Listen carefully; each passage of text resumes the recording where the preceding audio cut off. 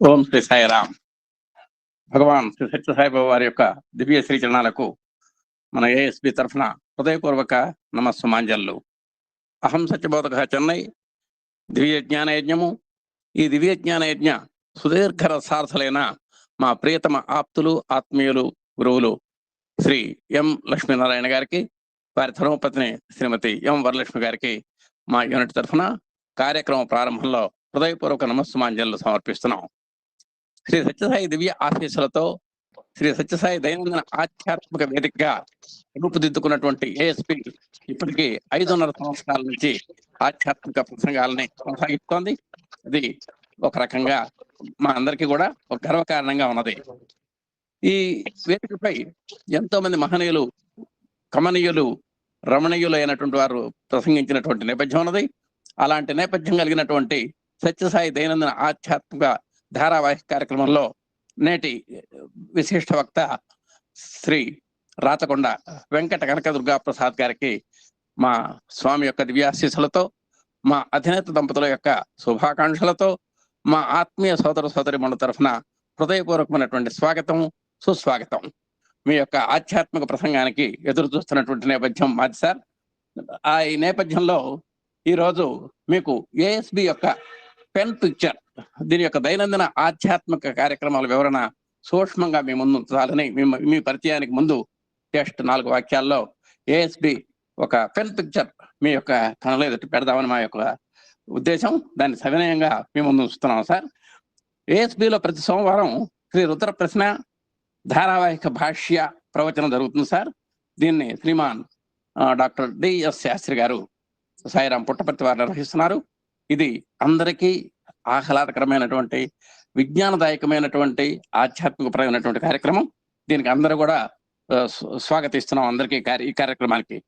అలాగే శ్రీమద్ భగవద్గీత గీత కర్తవ్య ప్రబోధామృతం మీద ప్రతి నెల కూడా ఒక సత్సంగం ఇక్కడ జరుగుతుంది సార్. దాంట్లో గీతలోని అర్థాలు, ఆంతర్యాలు, ధర్మాలు, ధర్మ సూక్ష్మాలు Shri doctor U Sudhakar Rao from Vizag వారు ఒక సత్సంగం, పూర్తి కాలపు సత్సంగాన్ని నిర్వహిస్తున్నారు. అలాగే నెలకో పర్యాయం ఏకాదశి రుద్ర పారాయణ కార్యక్రమం చోటు చేసుకుంటుంది. రేపు 13/2/26న 11 పర్యాయాలు ఏకాదశి రుద్ర పారాయణానికి అంత రంగం సిద్ధమైంది. దానికి కూడా మీ అభిమానులు మీరంతా కూడా ఒకసారి విచ్చేసి ఆశీర్వదించవలసిందిగా మేము కోరుతున్నాం. ఈ కార్యక్రమం నిర్వాహకురాలు శ్రీ టి సత్యనారాయణ గారి యొక్క స్వాతంత్ర్యంలో జరుగుతుంది సార్ ఇది. అలాగే నెలకో పర్యాయం మరి మహిళా దినోత్సవం, స్వామి యొక్క మానసపుత్రిక అయినటువంటి మహిళా దినోత్సవాన్ని మేము అమరాన్ అంటున్నటువంటి సంబరాలతో జరుపుకోవటం విశిష్టత. ప్రతి మాసం కూడా ఒక విశిష్ట వక్తను పిలిచి ఆ మహిళా దినోత్సవం యొక్క ప్రాభవాన్ని, వైభవాన్ని చూపించడానికి 58 జరుపుకోబోతున్నాం. అలానే విఎస్ఆర్ మూర్తి గారు కూడా చెప్పండి. రేపు జరగబోయేటువంటి మహిళా దినోత్సవం సంఖ్య 58 సార్. ఆ విధంగా మేము ఆ మహిళా దినోత్సవ కార్యక్రమ సంరంభంలో పురోగమిస్తున్నామని మీకు తెలియజేస్తున్నాం. అలాగే నెలకు పర్యాయం సంగీత గానామృతం అని మంచి మేటి గాయకులతో సమీకరించి వాళ్ళని సమ్మేళనపరిచి వాళ్ళకి అన్నమయ్య, త్యాగమయ్య ఇట్లాంటి కీర్తన భజనలతో ఒక అపరూపమైనటువంటి కార్యక్రమాన్ని రూపుదిద్దుకుంటున్నాం. అలాగే నెలకు ఒకసారి అందరినీ అలరించేటువంటి శతభజన కార్యక్రమం, శతభజన మాల నిర్వహించుకుంటున్నాం సార్. అలాగే సత్సంగ వేదిక కాబట్టి ఇది ఎందరెందరో ప్రముఖ వ్యక్తులు అంటే కామరాజ్ అనిల్ కుమార్ గారి దగ్గర నుంచి మరి అందరూ స్వామితో సన్నిహిత సంబంధాలు కలిగినటువంటి మరి విఎస్ఆర్ మూర్తి గారు, మరి ఇలా అందరూ ఎంతో ప్రముఖులైనటువంటి వారు ఇక్కడ ఉపన్యాసాలు ఇవ్వటం అనేటువంటిది ఈ వారంలోనే ఉంది. సాయి రమణీయం సార్, అది కూడా సిరీస్ అని చెప్పండి. అవును సార్. ఈ ఫిబ్రవరిలో శ్రీ మరి సాయి యొక్క అంతేవాసి, హృదయాంతర్గత నివాసి అనేటువంటి విఎస్ఆర్ మూర్తి గారి చేత శ్రీ సాయి రమణీయం అనేటువంటి గ్రంథం విశ్లేషణ జరుగుతుంది సార్. అది ఒక ఎపిసోడ్ అయిపోయింది. 2వ ఎపిసోడ్కి మేము ఈ నెలలో ఏ క్షణానైనా సరే రంగం సిద్ధం చేసుకోవడానికి సిద్ధంగా ఉన్నాం. అలాగే ఎంతో మంది ఆధ్యాత్మిక భావన తరంగాలని ఇక్కడ ప్రసరింపజేసినటువంటి అమూల్యమైన వేదిక ఇదండి. అలాగే ఈ భజన్స్, గీత, వేదం ఇలాంటి వాటి మీద కూడా ప్రారంభ సభ్యులందరికీ కూడా చక్కని శిక్షణా తరగతులు ఇచ్చి వాళ్ళ యొక్క స్థాయిని పెంచడానికి ప్రయత్నం చేస్తోంది. అలాగే మరి ఇలా మా అధినేత ఎమ్మెల్యే గారు, ఎంవిఎల్ గారి యొక్క సారథ్యంలో ఇంకా ఎన్నెన్నో కార్యక్రమాలు జరుపుకుంటున్నాం. మీకు స్థూలంగా ఒక చెప్పడం జరిగింది. ఇప్పుడు మన రాచకొండ దుర్గా ప్రసాద్ గారి యొక్క పరిచయ వాక్యాలు చూస్తాం. ఓం శ్రీ సాయిరామ్.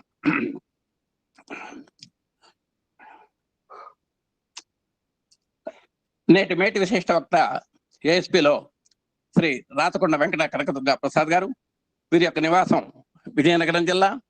వీరి యొక్క విద్య mechanical engineering institute of engineers కోల్కతాలో వీరు చక్కని విద్యాభ్యాసాన్ని పొందారు. అలాగే వృత్తిరీత్యా రీసెంట్ గా 2005లో వీరు రిటైర్ అయినారు. Assistant general manager materials Facor alloys limited Vizianagaram district లో వీరు పదవి విరమణ పొందడం విశేషం. అలాగే ప్రవృత్తి రీత్యా స్టేట్ వేదం ఇన్ఛార్జిగా పురుష విభాగానికి వీరు ప్రాతినిధ్యం వహించి ఆ వేదానికి ఒక వన్య వాసి తీసుకొస్తున్నారు. సత్యసాయి ఆర్గనైజేషన్స్ లో 2025 నుంచి కూడా వీరు కీలకమైనటువంటి బాధ్యతలు నిర్వహిస్తూ మరి స్వామి యొక్క దైవ రుణంలో కొంత తీర్చుకోవడానికి ప్రయత్నం చేస్తున్నారు. అలాగే విజయనగరం జిల్లా ఎడ్యుకేషన్ అండ్ వేద విభాగ కోఆర్డినేటర్ గా గణనీయమైనటువంటి రమణీయమైనటువంటి సేవలు ఇప్పటికే అందిస్తున్నారు కూడా. అలాగే ప్రశాంతి నిలయంలో ఫిబ్రవరి 2025లో జరిగినటువంటి అతిరుద్ర మహాయాగంలో 11 రోజుల పాటు జరిగిందండి. దాంట్లో మంచి కీలకమైనటువంటి ఋత్విగ్గా కీలక బాధ్యతలు చేపట్టి ఆ యజ్ఞాన్ని మంచి చక్కగా నిర్వహించినటువంటి అనుభవశీలి స్వామి దివ్యానుగ్రహ సుసంపన్నులు మన రాచకొండ వారు. అలాగే బాల వికాస్ గురువుగా గురుతర బాధ్యతలు నిర్వహించి ఒక విజయనగరం జిల్లాకి ఒక స్థాయిని, ఒక కీర్తిని, ఒక ప్రతిష్టని సంపాదించినటువంటి వ్యక్తి. అలాగే స్వామివారి యొక్క శత జయంతి మహోత్సవాల సందర్భంగా వేద విభాగము మరియు శతరుద్ర యాగ బాధ్యతల యొక్క నిర్వహణ తమకు బాబా గారి యొక్క దివ్య అనుగ్రహ ప్రసాదంగా భావించి నూతన సంవత్సర దివ్యాశయ పురస్సరంగా భావిస్తూ మరి ఎంతో భక్తితో, సేవా తత్పరతతో, విద్యా వినయ సంపన్నతో ఆ కార్యక్రమాన్ని నిర్వహించినటువంటి మేటి మన రాచకొండ వెంకట కనకదుర్గా ప్రసాద్ గారు. ఆ విధంగా వేద విద్యని మరి సామాన్యుడి స్థాయికి కూడా తీసుకెళ్లి వాళ్ళలో ఎంతో రాణింపు తీసుకొస్తూ ఆ వేద విద్యకి ఒక అర్థాన్ని, పరమార్థాన్ని తీసుకొస్తున్నటువంటి మహనీయురు మన రాచకొండ వారు. అలాగే ఇంకొక 2 ముక్కలు చెబితే స్వాధ్యాయ ప్రవచనాభ్యాం న ప్రమదితవ్యం, దాన్ని తెలుగులో అనువదిస్తే అలసత కూడదించుకయు అధ్యయనమున బోధనమునన్ అనేటువంటి ఒక వేద సూక్తికి ప్రతీకగా నిలబడగలిగినటువంటి వారు మన నేటి మేటి విశిష్ట వక్త శ్రీ రాచకొండ వెంకట దుర్గా ప్రసాద్ గారు. అలాగే అధ్యాత్మ విద్యానం అన్ని విద్యల్లో కల వేద విద్యకున్న శ్రేష్టత ఎక్కడా లేదండి. అలాంటి వేద విద్యని ఆయన ఒక స్వావలంబనగా తీసుకొని తను అధ్యయనం చేయటంలోనూ అధ్యాపనం చేయటంలోనూ నిర్విరామ కృషి చేస్తున్నటువంటి నిరంతర కృషి వలరు మన రాచకొండ వారు. అలాగే మరి శిష్యుల యొక్క విత్తం కాకుండా శిష్యుల యొక్క చిత్తాన్ని దోచుకున్నవాడే నిజమైన గురువు అనేటువంటి అర్థానికి, పరమార్థానికి మన ఏకైక ప్రతీక రాచకొండ దుర్గా ప్రసాద్ గారు. అలాంటి వారిని సత్సంగం ఇవ్వబోయే ముందు మా గురువు గారు 2 శుభాకాంక్షలు చెబుతారు. ఆ శుభాకాంక్ష వాక్యాల అనంతరం శ్రీ రాచకొండ వెంకట దుర్గా ప్రసాద్ గారిని తమ యొక్క అమూల్యమైనటువంటి ప్రసంగాన్ని తాపీగా, సావధానంగా, టైం లిమిట్స్ లేదు సార్, హాయిగా మీరు సావధానంగా మాట్లాడవలసిందిగా మేము హృదయపూర్వకంగా స్వాగతం పలుకుతూ ఓం శ్రీ సాయిరామ్. అందరికీ సాయిరామ్. సాయిరామ్ సార్ ప్రసాద్ గారు. ఏ విశిష్ట వక్తకైనా మా కోటేశ్వరరావు గారు ఈ విధంగా అంటే కొంతకాలం నేను చెప్పాను, మా కోటేశ్వరరావు గారు మా సహచరుడు, ఈ మై హార్ట్, ఈ మై ప్రాణం. మీరు మీ సత్సంగానే ఇది 3వ పర్యాయం వినటము అదృష్టం సార్. సారు చెప్పినట్టుగా ఒక్కొక్కరు ఒక్కొక్క విభాగాన్ని తీసుకుని స్వామి సాహిత్యంతో మాకు చెప్తూ వారు ఆనందపడుతున్నారు. రుద్రం సత్సంగం నిన్న స్టిల్ కంటిన్యూడ్ అబౌట్ సోమాయ. 6 సత్సంగాలు చెప్పాడు ఆయన సోమ అనే మాట మీద. ఆ విధంగా స్వామి యొక్క వాగ్మయాన్ని, స్వామి యొక్క అవతార వైభవాన్ని ఏ కోణంలో ఎవరు ఏ విధంగా చెప్పినా ఆనందపడటము, ఆనందపడటము. సో ఈ తపో యజ్ఞంలో మీరు కూడా ఈరోజు చాలా ఆనందదాయకం సార్. ఇది మీకు మాకు హృదయపూర్వక స్వాగతము. ఇలాగనే ఈ యజ్ఞం నేను అన్నాను, రుద్రం ఇప్పుడు 8వ అనువాకం సాగుతోంది, మొదటి మంత్రం. ఇంకా 9, 10, 10 ఇంకా ఆ కోరికల్లో చమకంలో పోతే మరి ఇంకా మహాసముద్రం.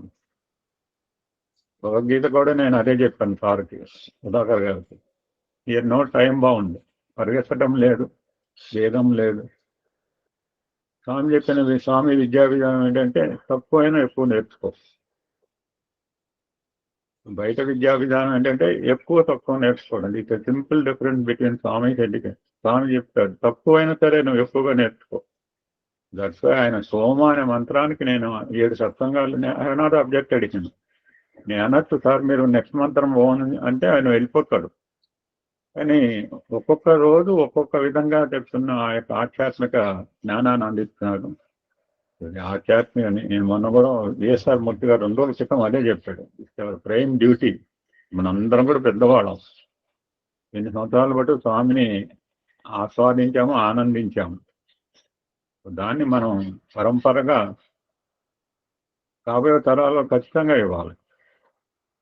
అందుకనే శాస్త్రి గారు అంటుంటారు, బాల వికాసం దృష్టిలో పెట్టుకుని నేను చెప్తున్నాను అంటారు. ఆ విధంగా మీరు కూడా యువర్ కన్వీనియంట్ నెలలో ఎన్ని పర్యాయాలని మీ ఇష్టం. అది నేను ఎవరికి కూడా ఎన్ని పర్యాయాలు చెప్పాల. రుద్రం అయితే వీఆర్ హ్యావింగ్ మంత్లీ 4-5 సత్సంగాలు నడుస్తాయి. సో మీరు కూడా రాత్రి 8 to 9:30 మీ గురించే డిస్కస్ చేస్తున్నాం.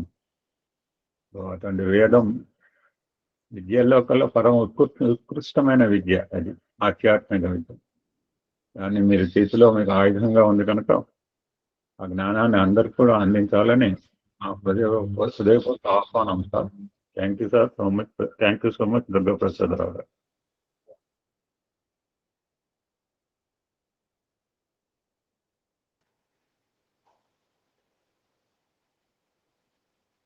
సార్ ప్రారంభించండి సార్. సాయిరామ్ సార్.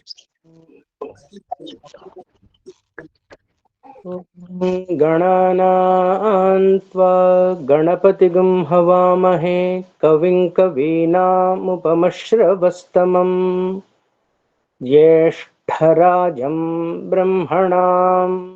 బ్రహ్మణస్పత ఆనశృణ్వన్నోతిభిः सीदसादनं प्रणो देवी सरस्वती वाजेभिर्वाजिनीवती धीनामवित्र्यवत् गणेशाय नमः सरस्वत्यै नमः श्रीगुरुभ्यो नमः हरिः ओम्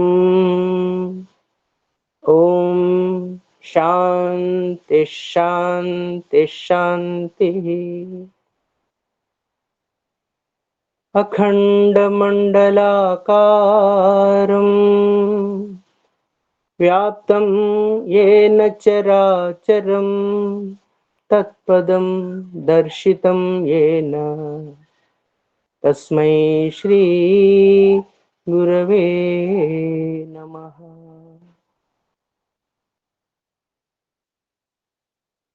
సర్వదేవత అతీత స్వరూపుడు, పరిపూర్ణ ప్రేమావతారి, సాక్షాత్ పరబ్రహ్మ స్వరూపుడైన భగవాన్ శ్రీ సత్యసాయి బాబా వారి దివ్య శ్రీ చరణారవిందాలకు హృదయపూర్వక నమస్సుమాంజలు సమర్పించుకుంటూ ఈనాటి ఈ దైనందిన ప్రతినిత్యం జరిపేటటువంటి ఆధ్యాత్మిక సత్సంగ ప్రవాహంలో పాలు పంచుకునేటటువంటి ఒక దివ్యమైనటువంటి అవకాశం కల్పించినటువంటి అహం సత్యబోధక, ఎంత అద్భుతమైనటువంటి టైటిల్ ఫర్ దిస్ గ్రూప్. స్వామి అవతరించినటువంటి సమయంలో మనం ఉండడం,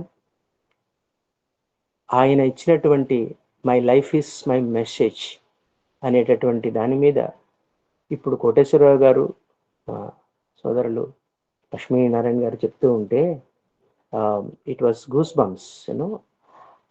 అంత ధారావాహికంగా, నిరాటంకంగా, నిర్విఘ్నంగా ఒక ఏదో 4 సీనియర్స్ స్వామి సేవాదల్ టీం లేదా ఆధ్యాత్మిక విభాగపు సమన్వయకర్తలు అనుకుని దీన్ని నిర్వహించాలి అనుకుంటే జరిగేటటువంటిది కాదు అన్నది నిర్వివాదాంశం. ఎందుకంటే 2058 అన్నారు. Today is 10th February and 2 + 0 + 5 + 8 and 2058 అనే వేళ 2053 అన్నారు. సో 2 + 5 + 3 ఇది అగైన్ మళ్ళీ 10. ఈ 10వ తారీఖు నాడు ఫిబ్రవరి మాసంలో చక్కగా మీతో ఇటువంటి జ్ఞానవృద్ధులు వయోవృద్ధులకి అందించేటటువంటి ప్రయత్నంగా కాకుండా నేను తెలుసుకున్నటువంటి విషయాలని ఇవి నా కోసం మరొకసారి పునఃస్మరణ చేసుకునేటటువంటి ఒక అవకాశంగానే భావిస్తున్నాను. ఎందుకంటే గత 5 సంవత్సరాలుగా లేదా 3 సంవత్సరాలుగా ఒక రుద్రం మీద 8వ అనువాకం వరకే భాష్యం ఇంకా వెళుతోంది అంటే అది ఎంత అనంతోభయ వేదాహకి ఇది సాక్షాత్ నిర్వచనంగా ఉంటుంది. అయితే ఇది ఫిబ్రవరి మాసం, ఫిబ్రవరిలో కింద నాకు బాగా గుర్తొస్తుంది అనమాట. కరెక్ట్గా ఫిబ్రవరి 14th నుంచి అతిరుద్ర మహాయజ్ఞం అన్నది స్వామివారి దివ్య సమక్షంలో జరిపించటం. అందులో ఏ విధంగా కూడా అర్హత లేనటువంటి అంటే 131 మంది 120 మంది ఋత్విక్కులు చేస్తే ఒక అతిరుద్రం 11 రోజులు చేయాలి. రోజుకి 11 సార్లు ఏకాదశరుద్ర పారాయణ 11 రోజులు చేస్తే అది అతిరుద్రం అవుతుంది. సో అటువంటి ఒక దివ్యమైనటువంటి కార్యక్రమంలో పాలు పంచుకునే అవకాశం స్వామి కృప తప్పితే మా అర్హత ఏమీ కాదు. ఇప్పుడు కోటేశ్వరరావు గారు చెప్పినటువంటి విషయాలలో చాలా చాలా ఆయన కవిత్వం అంతా పెట్టారు. I don't deserve, I thank you sir for your kind words. కానీ మనందరం కూడా సత్యసాయి సేవా సంస్థలలో ఒక బాధ్యతని, అది ఒక పదవి కాకుండా ఒక బాధ్యతని నిర్వహించేటటువంటి అవకాశం స్వామి కల్పించారు. అది అర్హత బట్టి కాదు. We are not eligible to be called for that position. కాకపోతే ఏమవుతుందంటే స్వామి తాలూకా అపారమైన ప్రేమ, మనం చాలాసార్లు చెప్తున్నట్టుగా మనందరం కూడా జీరోస్, మనందరం నేను కల్పిస్తున్నాను, I hope you will accept it. కానీ స్వామి ఆ పక్కన వచ్చి నిలబడిపోతాడు. ఒక 0 పక్కనే 1, ఆయన 1, ఆయనే 1 అంటుంది కదా వేదం. నిష్కలో నిరంజనో నిర్వికల్పో నిరాఖ్యాత శుద్ధో దేవ ఏకో నారాయణ. అటువంటి ఆ ఏకో నారాయణుడు వచ్చి మన పక్కన పట్టుకొని నిలబడకపోగానే 1 పక్కన 0 ఇచ్చినట్లుగా ఈ 0కి కొంచెం వాల్యూ వస్తుంది. సో ఆ విధంగా పొందినదే తప్పితే ఆయన గనక కొంచెం అదైతే ఆయన ఇచ్చినటువంటి ఎలిజిబిలిటీ నీ ఎలిజిబిలిటీ మాత్రం కాదయ్యా, మనకంటే నాకంటే అనేకమైనటువంటి అర్హత కలిగినటువంటి వాళ్ళు, వేదిక్ స్కాలర్స్, పండిట్స్ ఎంతోమంది ఉన్నా కూడా ఆంధ్ర రాష్ట్రంలో వేదాధ్యయన విభాగంలో వేద పోషణకి స్వామివారి శతజయంతి ఉత్సవాలలో భాగంగా అటువంటి బాధ్యతనివ్వడం స్వామి పరిపూర్ణ కరుణ తప్పితే నా అర్హత ఏమాత్రం లేదని సవినయంగా సగౌరవంగా అందరికీ తెలియచేస్తూ, విశిష్ట వక్తనే కాకపోవచ్చు కానీ వక్తగా కూడా కాదు.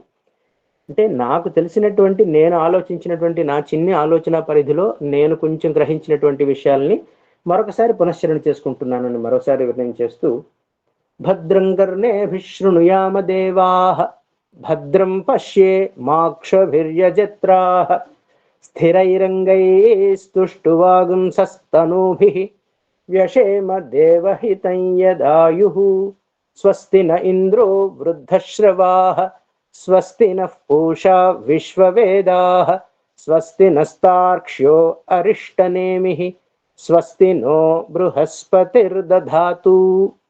ఎంత దివ్యమైనటువంటి ఒక శాంతి పాఠం. భద్రం కర్ణేభిః శృణుయామ దేవాః.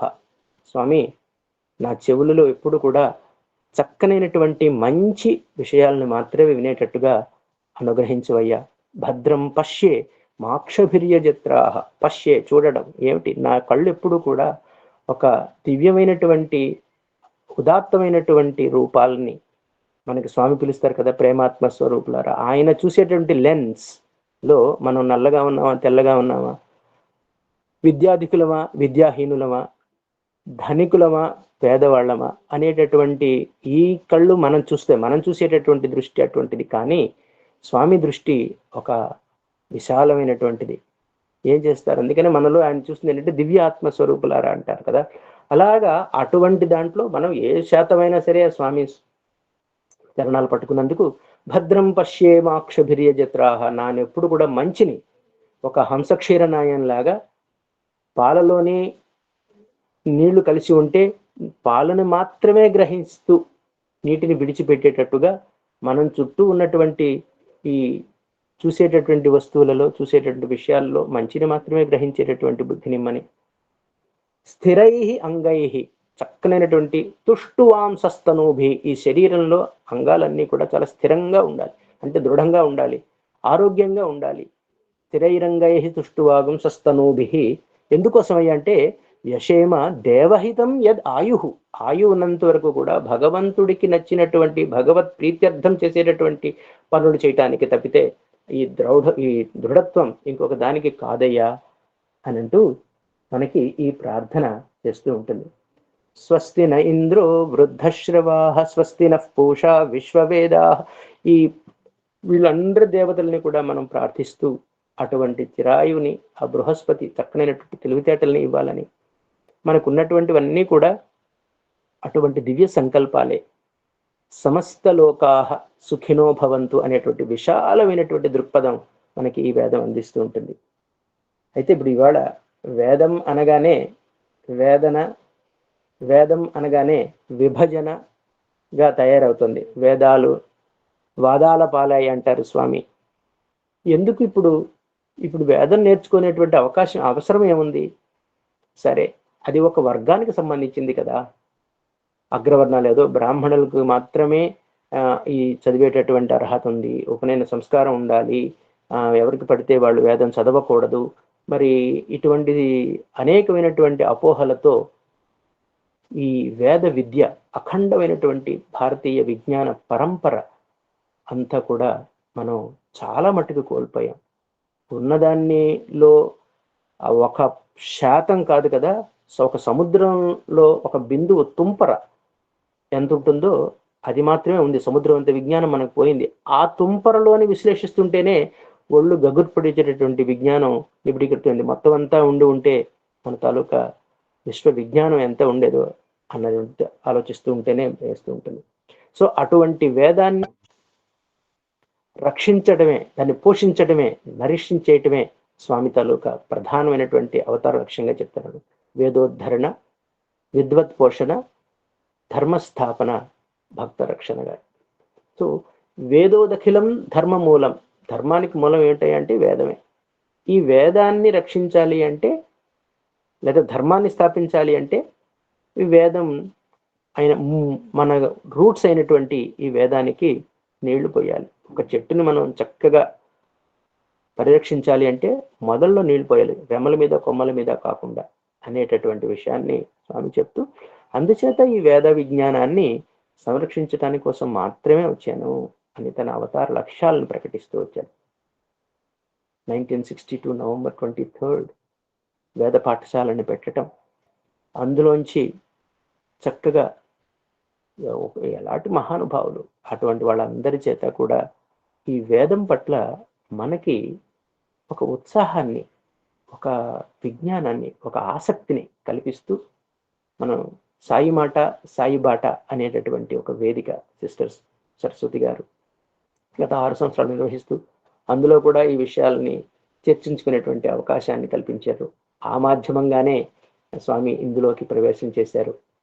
అయితే అందులో చెప్పుకుంటున్నప్పుడు స్వామి ఈ వేదాలన్నిటినీ కూడా 19 అక్టోబర్లో ఏప్రిల్లో కుల్వంత్ హాల్ సభామండపంలో దివ్య ఉపన్యాసంలో చెప్తూ, ఇది అందరూ నేర్చుకోవాలి, వేదం అనేది ఇట్స్ ఫర్ ఎవ్రీబడి అన్నారు.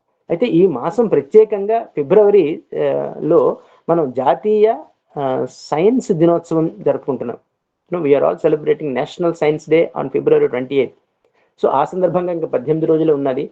ఆల్రెడీ రుద్రం వశిష్ఠత మీద నెలకి 4-5 సత్సంగాలు జరుగుతున్నాయి అన్నారు. మరొక సందర్భంలో రుద్రం గురువు నా విశేషాలను పలుచుకొని, అంటే నాకు తెలిసినటువంటి జ్ఞానాన్ని చెప్పుకునే ప్రయత్నం చేస్తాను. అయితే ఈ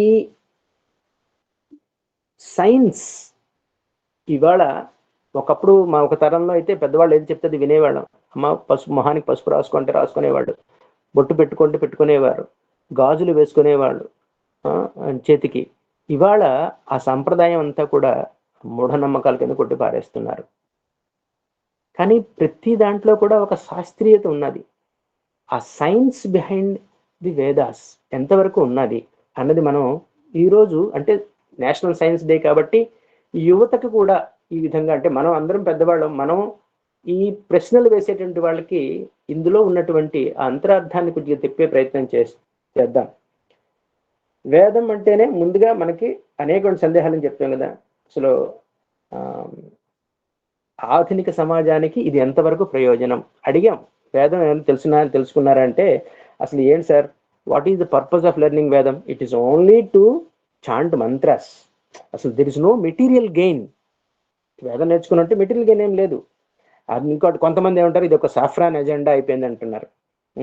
అది 2 పూట్ల భోజనం పెడుతుందా అంటారు. వీటి వల్ల సమాజానికి ఏం ప్రయోజనం అని అడుగుతుంటారు. అయితే మనందరికీ తెలిసినటువంటి ఈ రామాయణ, మహాభారత, భాగవత గ్రంథాలన్నీ కూడా మనం చదువుకున్నటువంటి ఈ మెకలే సిస్టమ్ ఆఫ్ ఎడ్యుకేషన్లో ఇవన్నీ కూడా మిత్స్.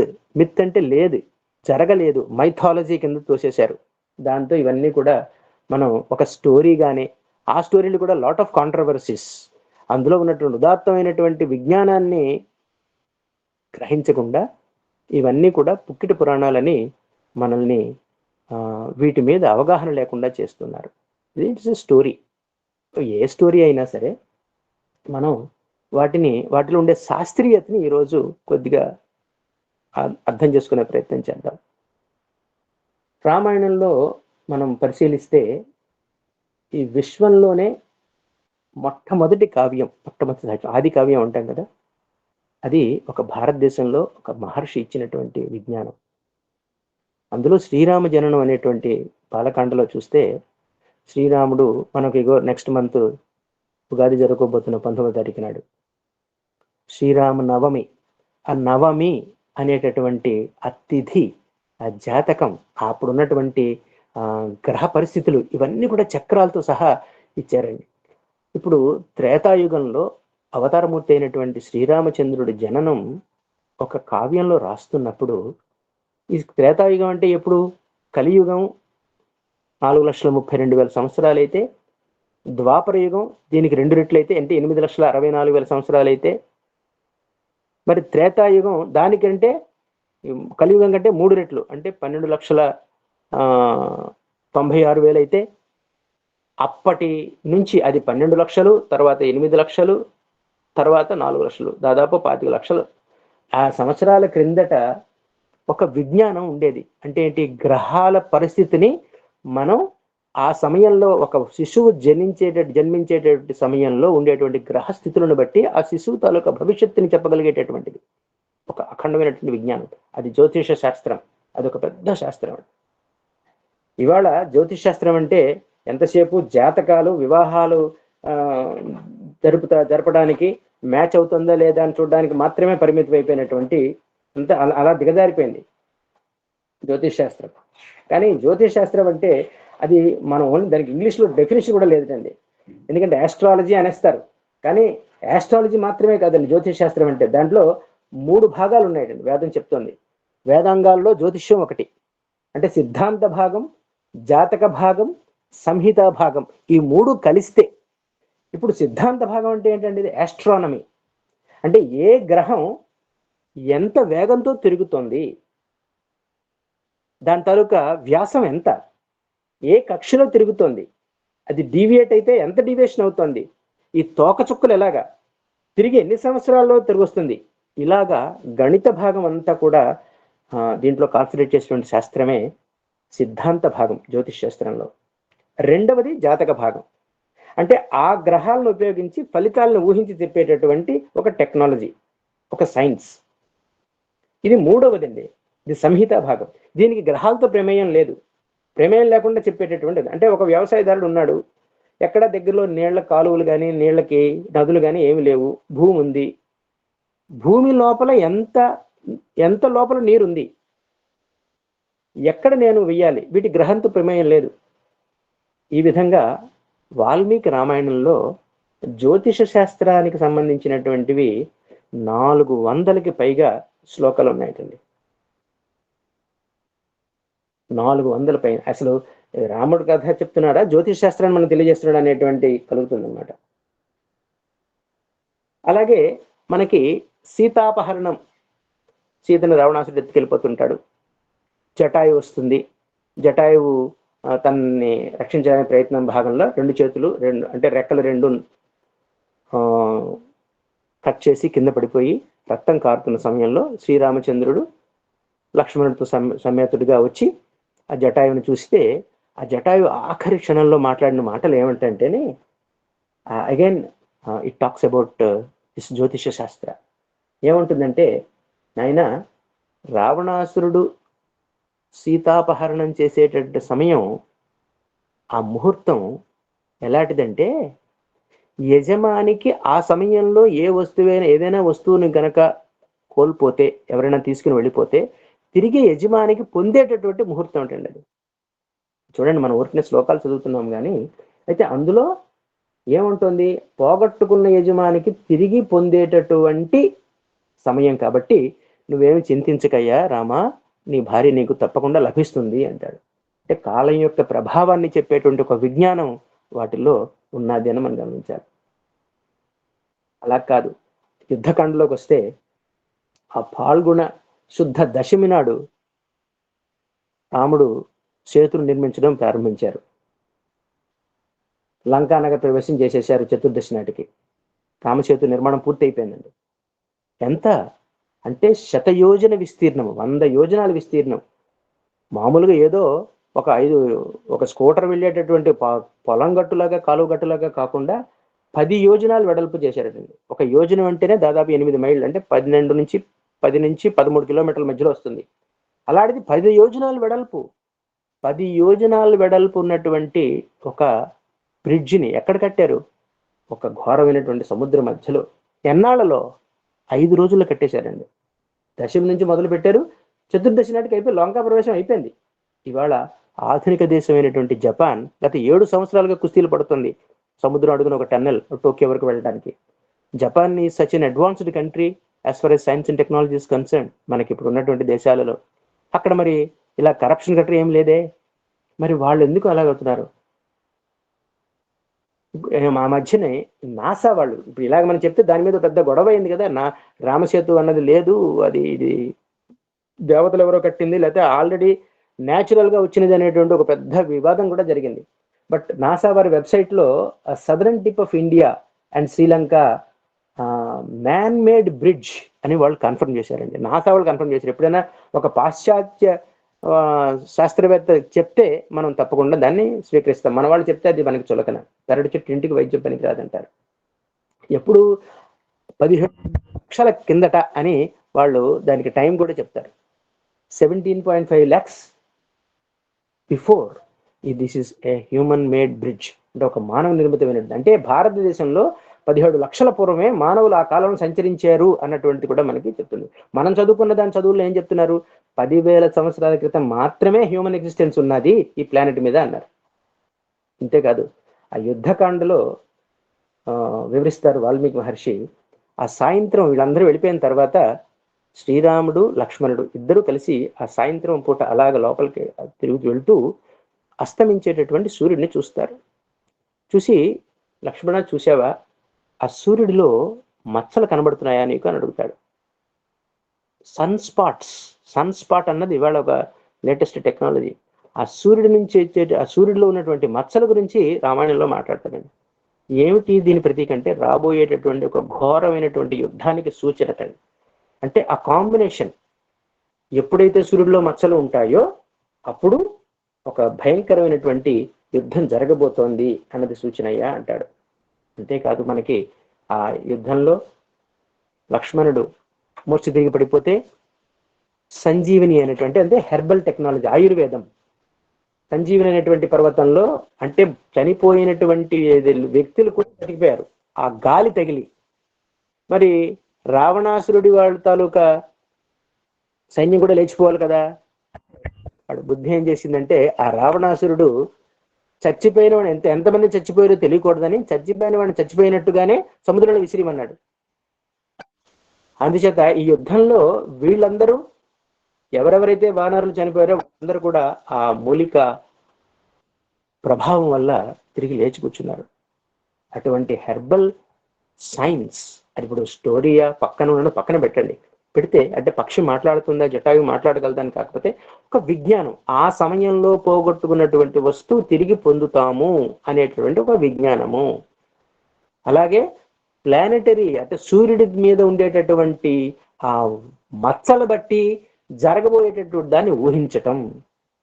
చూడండి ఎంత అఖండమైనటువంటి విజ్ఞానం. అంతేకాదండి, మనకి ఆదిత్య హృదయం ఒక మామూలుగా మన ఇంట్లో ఉన్నటువంటి మనతో 40 సంవత్సరాలు 50 సంవత్సరాలు కాపురం చేసినటువంటి భార్య తాలూకు హృదయమే మనకి తెలియదే, భర్త తాలూకు హృదయం భార్యకి తెలియదే. ఎక్కడో కొన్ని వేల మైళ్ళ దూరంలో ఉన్నటువంటి ఒక, ఇవాళ సైన్స్ దాన్ని ఒక ఫైర్ బాల్ అనే మనకి నేర్పింది. It was a fire ball, Monday అగ్ని గోళం అంతవరకే. కానీ మన వేదం అట్లా చెప్పలేదండి. అరుణం అని, మహాసౌరం అని, ఆదిత్య హృదయం అని, సూర్య ఉపనిషత్ అని, ఎంత అద్భుతమైనటువంటి విజ్ఞానం అందులో నిక్షిప్తం చేశారు. It talks about everything, a heart of lord sun. అంతేకాదు అగస్త్యుడు రామరామ మహాబాహో సునుగుహ్యం సనాతనం అని చెప్పి ఏదో ధనస్సు ఇచ్చాడు. అతను వచ్చినప్పుడు అగస్త్య మహర్షి దగ్గరికి వెళ్తున్నప్పుడు మామూలుగా అగస్త్య మహర్షి ఇతనికి ధనస్సు ఇచ్చాడు అనుకుంటారు. కానీ ఆ ధనస్సు వెనకాతలేటండి, ఆ కాలంలో రావణాసురుడితో యుద్ధం చేయాలి తెలుసును వీళ్ళందరికీను. కానీ మీరు రావణాసురు యుద్ధం చేయాలి అంటే ఆ రావణాసురుడు అయినా చిన్నవాడా తక్కువవాడా కాదే. అప్పుడు యుద్ధంలో నిరాయుధుడు చేయడానికి ముందు ప్రయత్నిస్తారు. అప్పుడు యుద్ధంలో చేసేవారు బాణాలతోని, ధనుస్తోని. సో అటువంటి ఆ ధనస్సుని విరగకుండా, అంటే ఎటువంటి అస్త్రశస్త్రాలు వేసినా విరగనటువంటి ఒక ధనస్సుని చేసి ఇచ్చాడండి Agastya Maharshi. Such a scientist. ఆ యాంగిల్లో మనం గమనించినట్లయితే అలాగే ఆ అగస్త్య మహర్షి ఇచ్చినటువంటి ఆ ధనస్సు అంత పవర్ఫుల్ అండి. అంటే ఆయన దగ్గర ఆ విజ్ఞానం ఉన్నది. లైట్ వెయిట్, అంతగానే పెద్ద బరువుగా చేసిస్తే కాదు ఎత్తద్దు. సో లైట్ వెయిట్ గా ఉండాలి, చాలా స్ట్రాంగ్ గా ఉండాలి. ఇవాళ ఏరోనాటిక్స్ లో వాడేటువంటి మెటీరియల్ టెక్నాలజీ అంతా వాడు వాడి ఉంటారు. అదే కాదు, ఆఖరిలో కనుక మనం చూసినట్టంటే పుష్పక విమానం is another model of, even మీరు అది క్రియేటివిటీ అనుకున్న ఒక ఊహ అనుకున్నా కూడా ఆ ఊహలో ఉన్నటువంటి విజ్ఞానం ఇవాటి కూడా మన వాళ్ళు చేయలేకపోయారు కదా. పుష్పక విమానం గురించి వర్ణిస్తుంటారు, ఎంతమంది ఎక్కినా there is a place for one more. అది దంతల్ స్పెషాలిటీ. ఇవాళ రైట్ సోదరులు మాత్రమే కనుక్కున్నారు విమానం అని చెప్తున్నారు. కొన్ని లక్షల సంవత్సరాల క్రింద జరిగినటువంటి మొట్టమొదటి కావ్యంలోనే మన వాళ్ళు ఎటువంటి విమానం గురించి చెప్తున్నారు, ఏ విమానం అయితే మనోవేగంతో వెళ్ళగలదో, ఏ విమానంలో ఎంతమంది ఎక్కినా there is a place for one more. ఇవాళ హౌస్ఫుల్ అంటారు, లేదా 2-3 సీట్లు ఉంటే 3 times రేట్ పెంచేస్తున్నారు ఇవాళ ఉన్నటువంటి ఏరోనాటికల్ సిస్టమ్స్ లో. చూడండి, కానీ ఇప్పుడు అలా లేదే. అంటే ఆ మెటీరియల్ టెక్నాలజీ అంతా ఎలా ఉంది చూడండి, ఎంత చక్కనైనటువంటి విజ్ఞానం ఇందులో ఉంది. ఇంకొంచెం ముందుకొద్దాం, ఇప్పుడు వెనక నుంచి ముందుకొద్దాం. ఆంజనేయ స్వామి సముద్రాన్ని లంఘించాలి. లంఘిస్తున్నప్పుడు ఆయనకి దేవతలు టెస్ట్ పెడతారు, అవన్నీ మనకు తెలిసిన స్టోరీ. అయితే ఇవాళ ఉన్నటువంటి ఆ వెళుతూ ఉంటే ఆంజనేయ స్వామి తన తాలూకా స్పీడ్ తగ్గిపోవడం గమనిస్తాడు.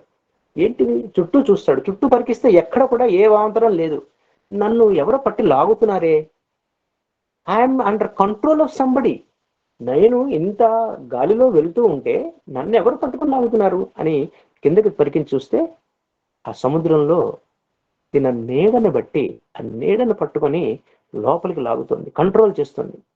ఇవాళ ఉన్నటువంటి లేటెస్ట్ టెక్నాలజీలో ఆ రాడార్ వ్యవస్థ అని ఉంటుంది. అంటే ఆ రాడార్ ఆబ్జెక్ట్ ని మాత్రం డిటెక్ట్ చేయగలదు. It cannot control an object based on it's shadow. ఇవాళ ఇంకా మన శాస్త్రవేత్తలు ఆ స్థాయికి ఎదగాలి. లేదు కానీ కొన్ని లక్షల సంవత్సరాల కిందట మన భారతీయ విజ్ఞానం అలాంటిది.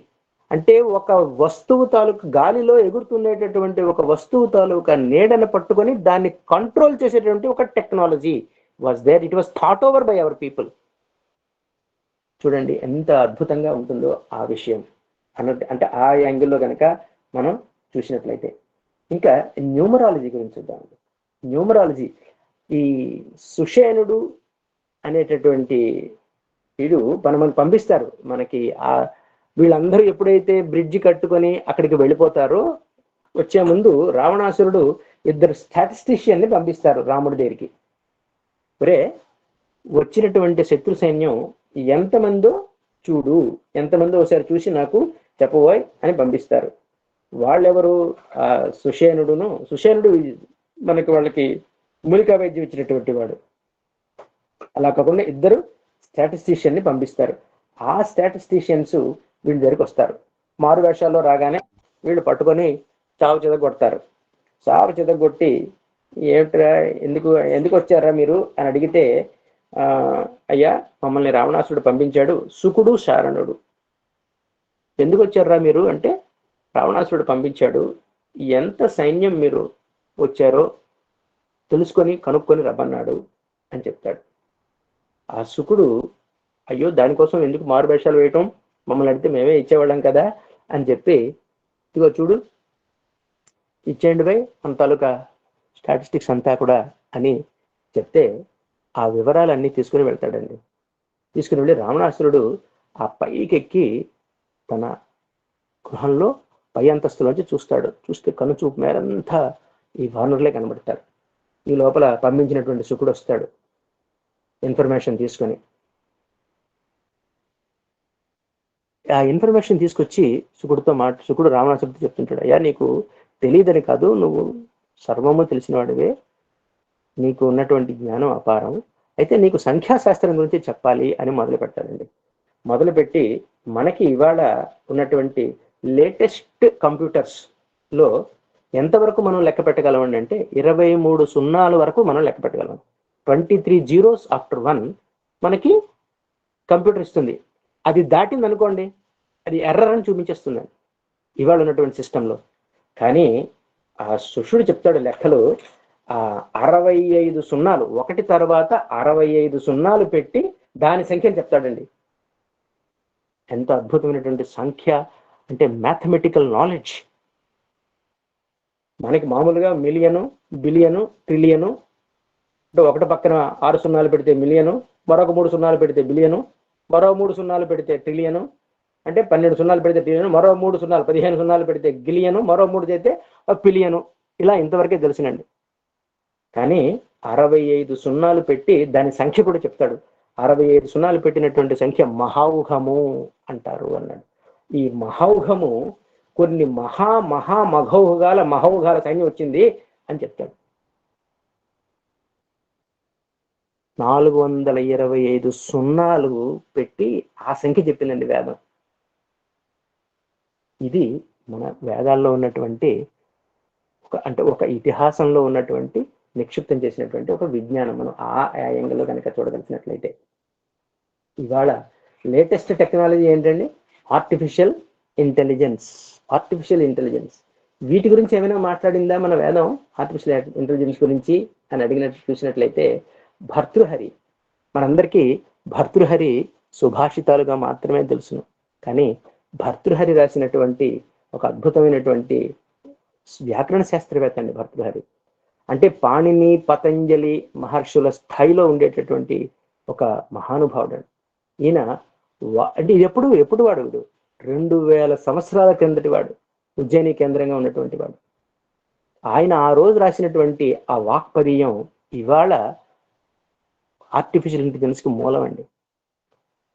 అంటే అందులో ఏంటి రాశారయ్య అంటే, ఏది ఒక పదము, ఏది వాక్యము, అంటే పదాన్ని పదంగా ఎలా తీసుకోవాలి, వాక్యం అంటే ఏమిటి, వాక్యం అంటే మనకు తెలిసింది ఏమిటి, కర్త ఉండాలి, కర్మ ఉండాలి, క్రియ ఉండాలి, ఉంటే అది వాక్యం.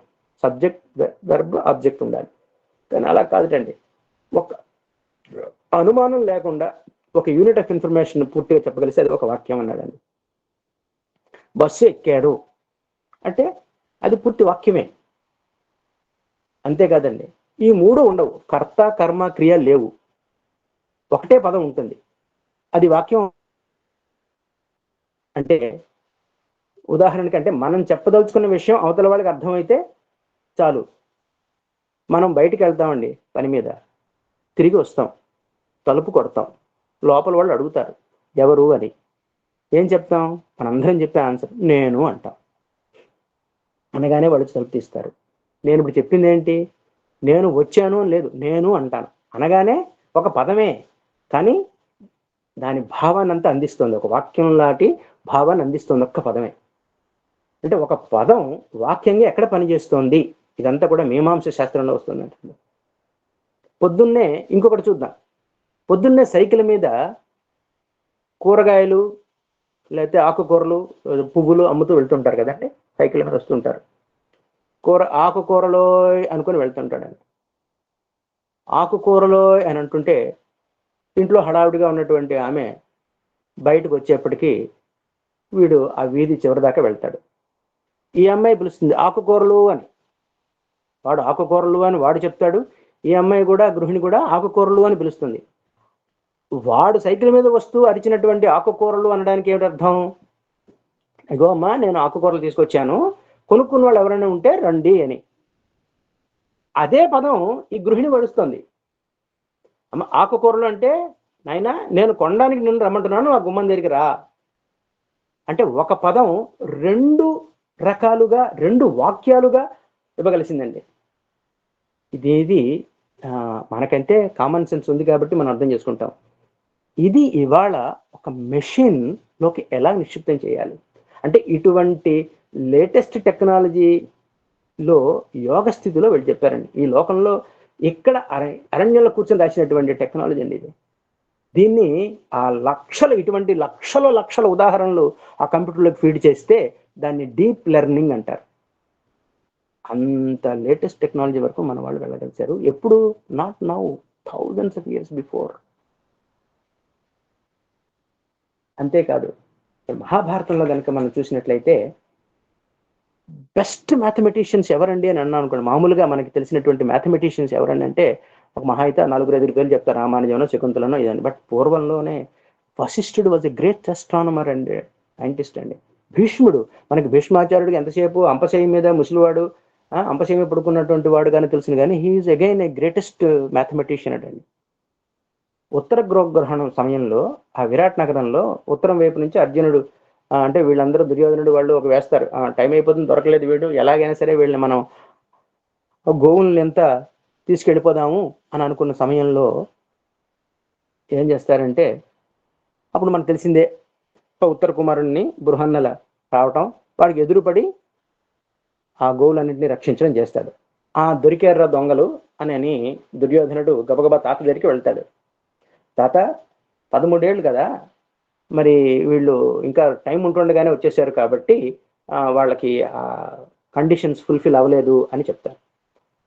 అంటే అప్పుడు దుర్యోధనుడు అడిగితే భీష్ముడు చెప్తాడు లెక్కలను గట్టి, అప్పటికి ఉన్నటువంటి ఏ రోజునైతే వాళ్ళు అరణ్యవాసానికి వెళ్ళారో, అజ్ఞాతవాసం ఎప్పుడు పూర్తయిందో అన్ని మాసాలు తిథులు అన్ని లెక్క కట్టి అధిక మాసాలతో సహా చెప్పి, నిన్నటికే పూర్తయిపోయింది నాయన, వాళ్ళేం తెలివి తక్కువ వాళ్ళు కాదు అని చెప్తాడు. అక్కడ వాడినటువంటి పదం అధిక మాసం. ఎలాగండి అధిక మాసం అంటే, మనకి ఈ మానాలలో తమిళనాడు వాళ్ళు చూస్తే సౌరమానం పడతారు. అంటే వాళ్ళకి అమావాస్య నాడు కూడా వాళ్ళకి వివాహాలు జరిపేటటువంటి సంస్కృతి ఉంది. మనకి అమావాస్య పట్టు ఎందుకు? మనకి చాంద్రమానం మనది. సో మనకి స్వస్తి స్త్రీ చాంద్రమానేనా అని మనం శుభలేఖల్లో రాస్తూ ఉంటాం. మరి చంద్రుడు తిరిగేటటువంటి గమనానికి, సూర్యుడు తిరిగేటువంటి గమనానికి వ్యత్యాసం ఉందిటండి. 60 సౌరమానాలకి 62 చంద్రమానాలు సమానం అవుతుంది. అంటే 1:60:62 రేషియోలో చేయాలి. అందుకంటే 29.5 రోజుల్లోనే తిరిగేస్తుంటారు నెల. అంటే అందుకని వీటిని సింక్రనైజ్ చేయాలి. ఈ క్యాల్కులేషన్స్ చేసినటువంటి వాడు వశిష్ఠుడు. ఆ సీజన్, మనకి ఈ సీజన్స్ అన్ని కూడా సూర్యుడు ఆధారంగా చేస్తాము, వీటిని సింక్రనైజ్ చేస్తారు. ఇటువంటి క్యాల్కులేషన్స్ అన్ని చేశారండి. అలా చేసిన వాళ్ళు ఇవాళ మన దగ్గర దొరికినటువంటి ఆధారాల ప్రకారం అయితే దాదాపు 100 మంది ఉన్నారటండి. శ్రీశేనుడు, విష్ణుచంద్రుడు, లల్లాచార్య, బ్రహ్మగుప్త, బలభద్ర, శ్రీపతి, వరుణ, అనంతదేవ, వావిలాల వాళ్ళు, మన తెలుగువాడు కూడా ఉన్నాడండి, వావిలాల కొచ్చన్న, ఇవన్నీ వీళ్ళందరూ ఎంతవరకు అంటే 1200 సంవత్సరాల కిందట ఇటువంటి 100 మంది గ్రేట్ ఆస్ట్రానమర్స్ హిస్టరీ మనకి వాళ్ళు లభిస్తున్నారు. ఇది కాక అగ్రికల్చరల్ సైంటిస్ట్స్ కనుక చూసినట్లయితే గౌతమ్ మహర్షి, మెడికల్ ఫీల్డ్లోనూ సుశ్రూతుడు, చరకుడు. ఆ చరకు చెప్పినటువంటి సంహిత అష్టాంగ హృదయం అనేటువంటి అద్భుతమైనటువంటి పుస్తకం. ఆ అష్టాంగ హృదయంలో అనేకమైనటువంటి ఆరోగ్య రహస్యాలు మనకి తెలియజేస్తాడు. ఒక చిన్నది చూసుకున్నట్లయితే మనందరికీ అలవాటు, భోజనం చేసిన తర్వాత భోజనం చేస్తున్నంతసేపు కూడా గట నీళ్లు తాగేసి చాలా మంది తాగేస్తూ ఉంటాం. భోజనం ఒకటే చిన్న సూత్రం, భోజనాంతే విషం వారి అంటాడు. భోజనాంతే విషం వారి, వారి అంటే నీరు. భోజనం అయిపోయిన తర్వాత తీసుకున్నటువంటి నీరు విషంతో సమానమయ్యా అంటాడు. అదేంటండి, మనం అలవాటు అయిపోయింది కదా. మరి అదే నీరుని మజ్జిగతో కలిపి తీసుకుని, అంటే అందుకనే మజ్జిగ అయిపోయిన తర్వాత, మనం భోజనం అయిపోయిన తర్వాత చక్కగా మజ్జిగ తాగేవాళ్ళు. మజ్జిగలో నీళ్ళు ఉన్నాయి కదా, ఏం చేయదా అంటే ఏం చేయదు అని అనేకమైనటువంటి ఆరోగ్య సూత్రాలు ఆయుర్వేదం అనేటువంటి ఉపవేదం ద్వారా మనకు అందించాడు. అంటే వేదంలో ఎంతసేపు 4 మంత్రాలు మనం నేర్చుకున్నామా, 2 సూక్తాలు నేర్పామా, ఏకాదశి రుద్రపారాయణ చేసామా అన్నది పక్కన పెడితే, ఇటువంటి చాలా చాలా దైనందిన జీవితంలో ఈరోజు యువత ఆకర్షించబడేటటువంటివి అనేకమైనటువంటి అంశాలు ఉన్నాయి. అంతేకాదు వాళ్ళు రీసెర్చ్ చేశారు. అంటే మనకి ఇవాళ మనందరం తింటున్నటువంటి, అంటే ఆల్ వెజిటేరియన్స్, ఆ పప్పు దినుసులు ఉన్నాయండి. ఈ పప్పు దినుసుల్లో అనేకమైనటువంటి, మనందరికీ మాంసకృతులు అదే కదండి. ఇవాళ అందరికీ మనం హాస్పిటల్లో చెప్పే డాక్టర్స్ ఏంటి, వెజిటేరియన్ ఫుడ్లో ఇవాళ there is no vitamin D, B12, B complex shortage ఉన్నది అనేటటువంటి విషయమే చెప్తూనే ఉన్నారు. మరి బి కాంప్లెక్స్ షార్టేజ్ ఎందుకు వస్తుంది? మా పప్పులు తింటున్నాం కదా, పెసరపప్పు తింటున్నాం, మినపప్పు తింటున్నాం, అనేక విధాలుగా చేస్తున్నాం కదా అని అంటే అలా కాదుటండి. వండే విధానం చెప్తారండి చరకుడు, వాగ్భటాచార్యులు అందరూ. వండే విధానంతో ఏంటంటే, మనం ఏదైనా ఒక వంట చేసినప్పుడట ఆ పదార్థం సూర్యరశ్మి గాలి సంపర్కంతో ఉండాలటండి. అంటే సూర్యరశ్మి అంటే ఎండలోనే కాదు, మనం ఇంట్లో వెలుతురు ఉండాలి. వెలుతురు ఉండేటటువంటి ప్రాంతంలో మనం ఉదాహరణకి మనకు చెప్పండి, ఒక మూకుడు పెట్టారు, ఏదో కూరలు అందులో పెట్టి వేపుతున్నారంటే అక్కడ వెలుగు పడుతుంది, ఆ పదార్థాల మీద వాయువుతో ఉంది. కానీ ఇప్పుడు ఇవాళ మనం ఏం చేస్తున్నాం, ఒక కుక్కర్ తీసుకుంటున్నాం. ఒక కుక్కర్ తీసుకొని ఆ కుక్కర్లో పప్పు ఒక గిన్నె, రైస్ ఒక గిన్నె, ఏదో 4-5 కూరలు ఒక గిన్నె పెట్టి మూత వేసేస్తున్నాం. మూత వేసేసి 3 విజిల్స్ వస్తే దింపేస్తున్నాం. క్విక్ అయిపోయింది. ఎందుకంటే అంతా ఇన్స్టెంట్ అయిపోయింది. ఆ ఇన్స్టెంట్గా అఫ్కోర్స్ తప్పదు, ఇవాళ టుడేస్ రిక్వైర్మెంట్ ఈస్ దిస్. కాకపోతే అందులో ఉన్నటువంటి శాస్త్ర పరిజ్ఞానాన్ని మనం తెలుసుకునేటువంటి ప్రయత్నం చేస్తే, అవకాశం ఉన్న నాడైనా, సెలవు నాడైనా సరే చక్కగా ఆ ప్రయత్నం చేయొచ్చు అనేటువంటి విషయం కోసం చెప్తున్నాను. ఇది ఎవరంటే ఇది మా ఇంట్లో కూడా జరిగేటువంటిది. ఎవరి పందేళ్లలో ప్రస్తుతం we are all driven by that. ఏమవుతుంది, చీకటి, కంప్లీట్లీ డార్క్నెస్ కదా ఈ లోపల, సూర్యరశ్మితో లేదు, గాలి అసలు లేదు. ఈ 2 చరకుడు చెప్పాడు. తినేటువంటి ఆహారం మనం ఎందుకు తింటున్నా, ఎందుకు అన్ని రకాల 40 ఏళ్లకి, 20 ఏళ్లకి, 30 ఏళ్లకి ఈ హార్ట్ అటాక్స్ ఏంటండి, క్యాన్సర్లు ఏంటండి? Recently we have lost one of our close relatives, 27 years, 29 years girl, she died of cancer. Why? At an early age. మనం తింటున్నటువంటి ఆహారాలలో అటువంటి పోషక పదార్థాలే లేవు. మనం తెల్లవారిసరికి మాతృమూర్తులు అందరూ చేస్తుంటారు. అది కూడా ఏం చేస్తున్నారు, అల్యూమినియం కుక్కర్స్లో చేస్తున్నారు. అల్యూమినియం మన వాళ్ళు తెలివి తక్కువ కాదు, మన దగ్గర బాక్సైట్ నిక్షిప్తాలు చాలా ఉన్నాయి. అయినా సరే అల్యూమినియం అనేటువంటి లోహాన్ని మన వాళ్ళు కనిపెట్టలేక కాదు, దానివల్ల ప్రయోజనం లేదని బ్రిటిష్ వాళ్ళు దీని మీద పరిశోధన చేసి ఆ అల్యూమినియం అనేటటువంటిది మనకి స్వాతంత్ర సమర యోధులందరినీ జైల్లో పెట్టేస్తే, ఆ జైల్లో ఉన్నటువంటి వాళ్ళని నిర్వీర్యం చేయడం కోసం అల్యూమినియంతో వంటకాలు ఉండేవారు. ఇవాళ మనకి ఏ పెద్ద ఫంక్షన్ అయినా ఓన్లీ అల్యూమినియం టబ్సే. ఆ అల్యూమినియం ఏం చేస్తుందంటే స్లో పాయిజన్ లాగా. అందుకనే అంటారు చెప్పకూడని వాళ్ళకి, ఆ జైల్లో ఉన్న వాళ్ళకి ఆలోచన, విచక్షణ, ఆరోగ్యం పూర్తిగా కొన్నాళ్ళకి క్షీణించిపోయేటట్టుగా చేస్తుంటారు. మనం ఇంట్లో వాడేవాళ్ళం కాదు, ఇవాళ అన్నింటిలోనే ఆ సిల్వరే. అయితే ఏం చేశారండి, కుక్కర్లో పెడితే పప్పు ఉడకదా అంటే ఉడకదండి. అదేంటండి మెత్తగా అయిపోతుంది కదా, ఉడకపోవడం ఏమిటి అని అంటారేమో, కానీ ఆ పప్పు మగ్గుతుందటండి. ఒక పప్పు అంటే ఈ మినుగులు, పెసలు, ఈ పప్పు ధాన్యాలు భూమి నుంచి పండడానికి చాలా టైం పడుతుందండి. 8 నెలలు 9 నెలలు దాదాపు పట్టేస్తున్నాయి. 2 నెలలకు 3 నెలలకు వచ్చేటువంటి పంట కాదు. అంటే భూమిలో ఉండేటటువంటి అనేకమైనటువంటి పోషక పదార్థాలని, వీటన్నిటిని, మాంసకృతుల్ని, వీటన్నిటిని భూమి నుంచి గ్రహించి అది పూర్తిగా తనలో నిక్షిప్తం చేసుకుంటుందండి. అది మనకి దానిలో ఉండేటువంటి పోషక పదార్థాలని విడుదల చేయడానికి కూడా దానికి అంత సమయం ఇవ్వాలటండి. అంత సమయం ఇవ్వాలంటే పూర్వకాలంలో 50-80 ఏళ్ల కిందటి వరకు ఇంట్లో ఉన్నటువంటి అమ్మమ్మలు, తాతగారులు వాళ్ళందరూ ఎలాగ ఉండేవారండి? 90 ఏళ్ళు 80 ఏళ్ళు వచ్చిందాక కూడా పిటకరాయిలాగా ఉండేవారు. వాళ్ళ పనులు వాళ్ళు చేసుకునేవారు. ఎందుకంటే వాళ్ళు వండడంలో ఆ ఆచరించేటటువంటి విధానం. Though they do not know anything about వేదం or science, but they respected the system. ఆ పూర్వీకుల నుంచి వచ్చినటువంటిది. ఇవాళ మనకి అది కుదరడంలే. కానీ కుదిరినాడైనా ఇది తెలుసుకొని మనం కొంచెం కొంచెమైనా ఆరోగ్యాన్ని పరీక్షించుకునే ప్రయత్నం చేయొచ్చు. This is all in Ayurveda. పైనుంచి ఒత్తిడి, కింద నుంచి ఉష్ణమి. దీంతో ఆ పప్పు అన్నటువంటిది మగ్గిపోతుంది. ఏమయ్యా నువ్వు ఏదో నోటికి వచ్చినట్టు చెప్తున్నావేమో అనుకుంటారేమో.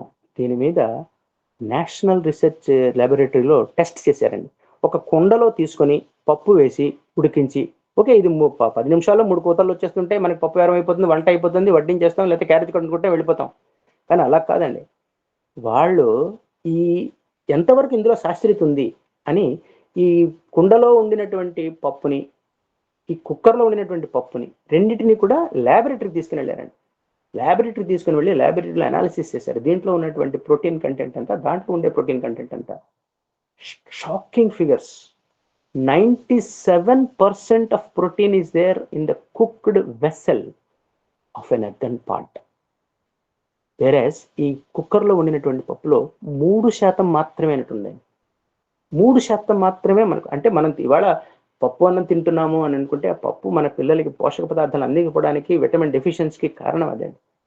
కొద్దిగా ఓపిక చేసుకొని కనీసం సెలవు నాడైనా, సెలవులో ఉన్నప్పుడైనా సరే మనం ఆచరించవలసినటువంటి విధానం లేదు. దీనివల్ల ఆరోగ్యాలు చాలా ఇది పడతాయి అంటారు. అలాగే చెప్పిందంటే భోజనాంతే విషం వారి అన్నారు కదా.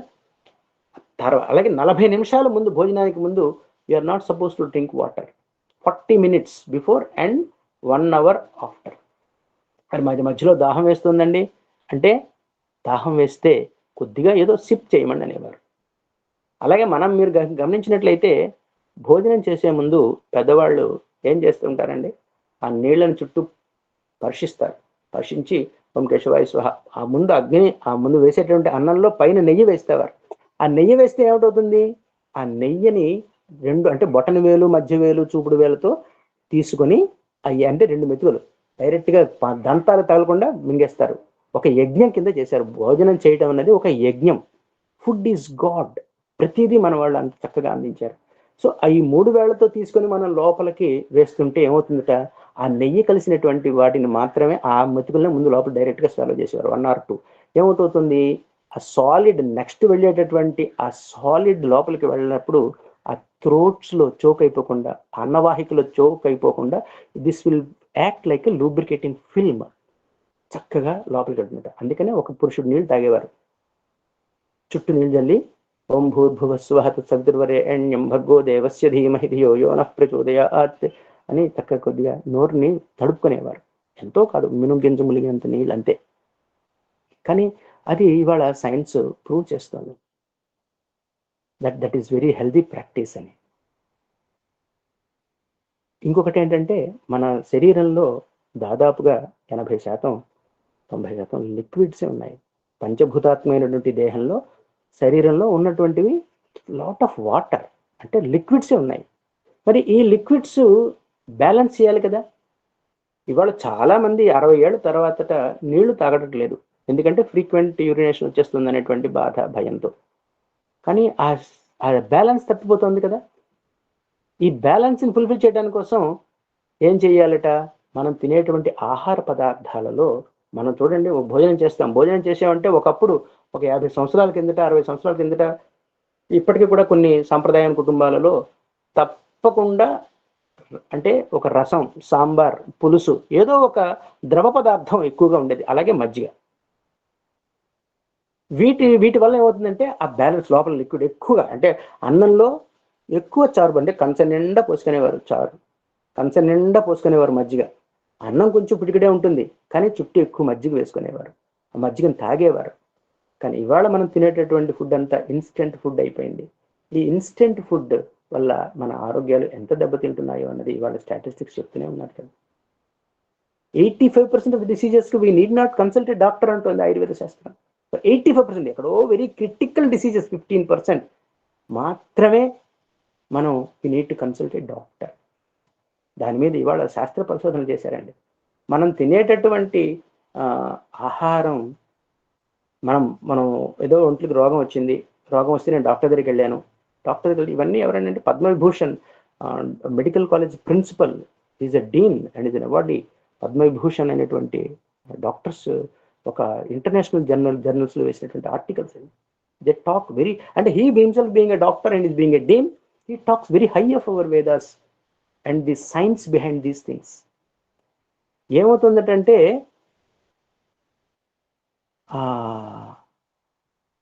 తీసుకునేటటువంటి ఆహారం వల్ల మా ఒంటికి రోగం వచ్చింది, ట్యాబ్లెట్ తీసుకున్నాను, ఆ ట్యాబ్లెట్ తీసుకుంటే ఏమవుతుంది అని వాళ్ళు పరిశోధన చేశారండి. టిసి డగ్లస్ అనేటువంటి ఒక లండన్ శాస్త్రవేత్త ఒక మైక్రోకాండియా చిప్ ఒకటి తీసాడు, ట్యాబ్లెట్తో పాటు వేసాడండి.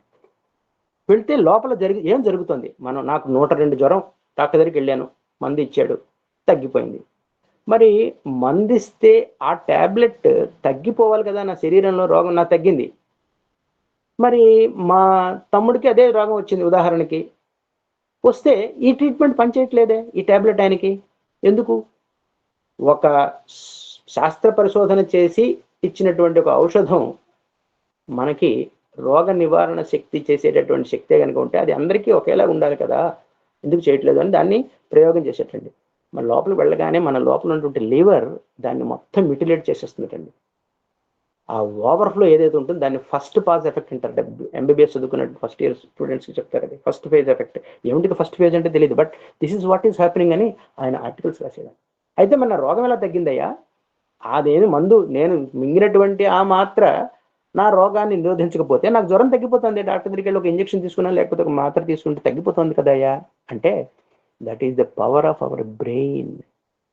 నేను తీసుకున్నాను, డాక్టర్ నన్ను చూశాడు, నాకు ఒక మందు ఇచ్చాడు, ఈ మందు నేను వేసుకున్నాను కాబట్టి అనేటువంటి ఒక ఆలోచన, the power of the thought, ఆ బ్రెయిన్లో జరిగేటువంటి power of the thought is curing diseases. ఒక చెట్టును కట్ చేస్తే మళ్ళీ ఎలా చిగురుస్తుందో అలాగే మన శరీరంలో తనంత తాను రక్షించుకునేటువంటి వ్యవస్థ ఉందిట. అందుకనే మన వాళ్ళు ఫిజికల్ కాదు, స్వామి చెప్తారు హాస్పిటల్స్లో డాక్టర్స్ అందరినీ ఉద్యోగిస్తూ మన 21st నాడు 2000 సిల్వర్ జూబ్లీ చేశారండి, super speciality hospital white field. అందులో హోలిస్టిక్ హెల్త్ కేర్ ప్రోగ్రామ్ వాళ్ళు ఇనిషియేట్ చేస్తున్నారు. ఎందుకంటే దేర్ ఆబ్జెక్ట్, స్వామి చెప్పారట, మీ దగ్గరికి ఎంతో మంది పేషెంట్లు వస్తున్నారు, మేము 5 లక్షల ట్రీట్మెంట్ చేసాము, 20 లక్షల మంది పేషెంట్స్ చూసాము, 8 లక్షల కార్డియోథెరపిక్ సర్జరీస్ చేసాము ఉచితంగా. This statistics is not going to please me.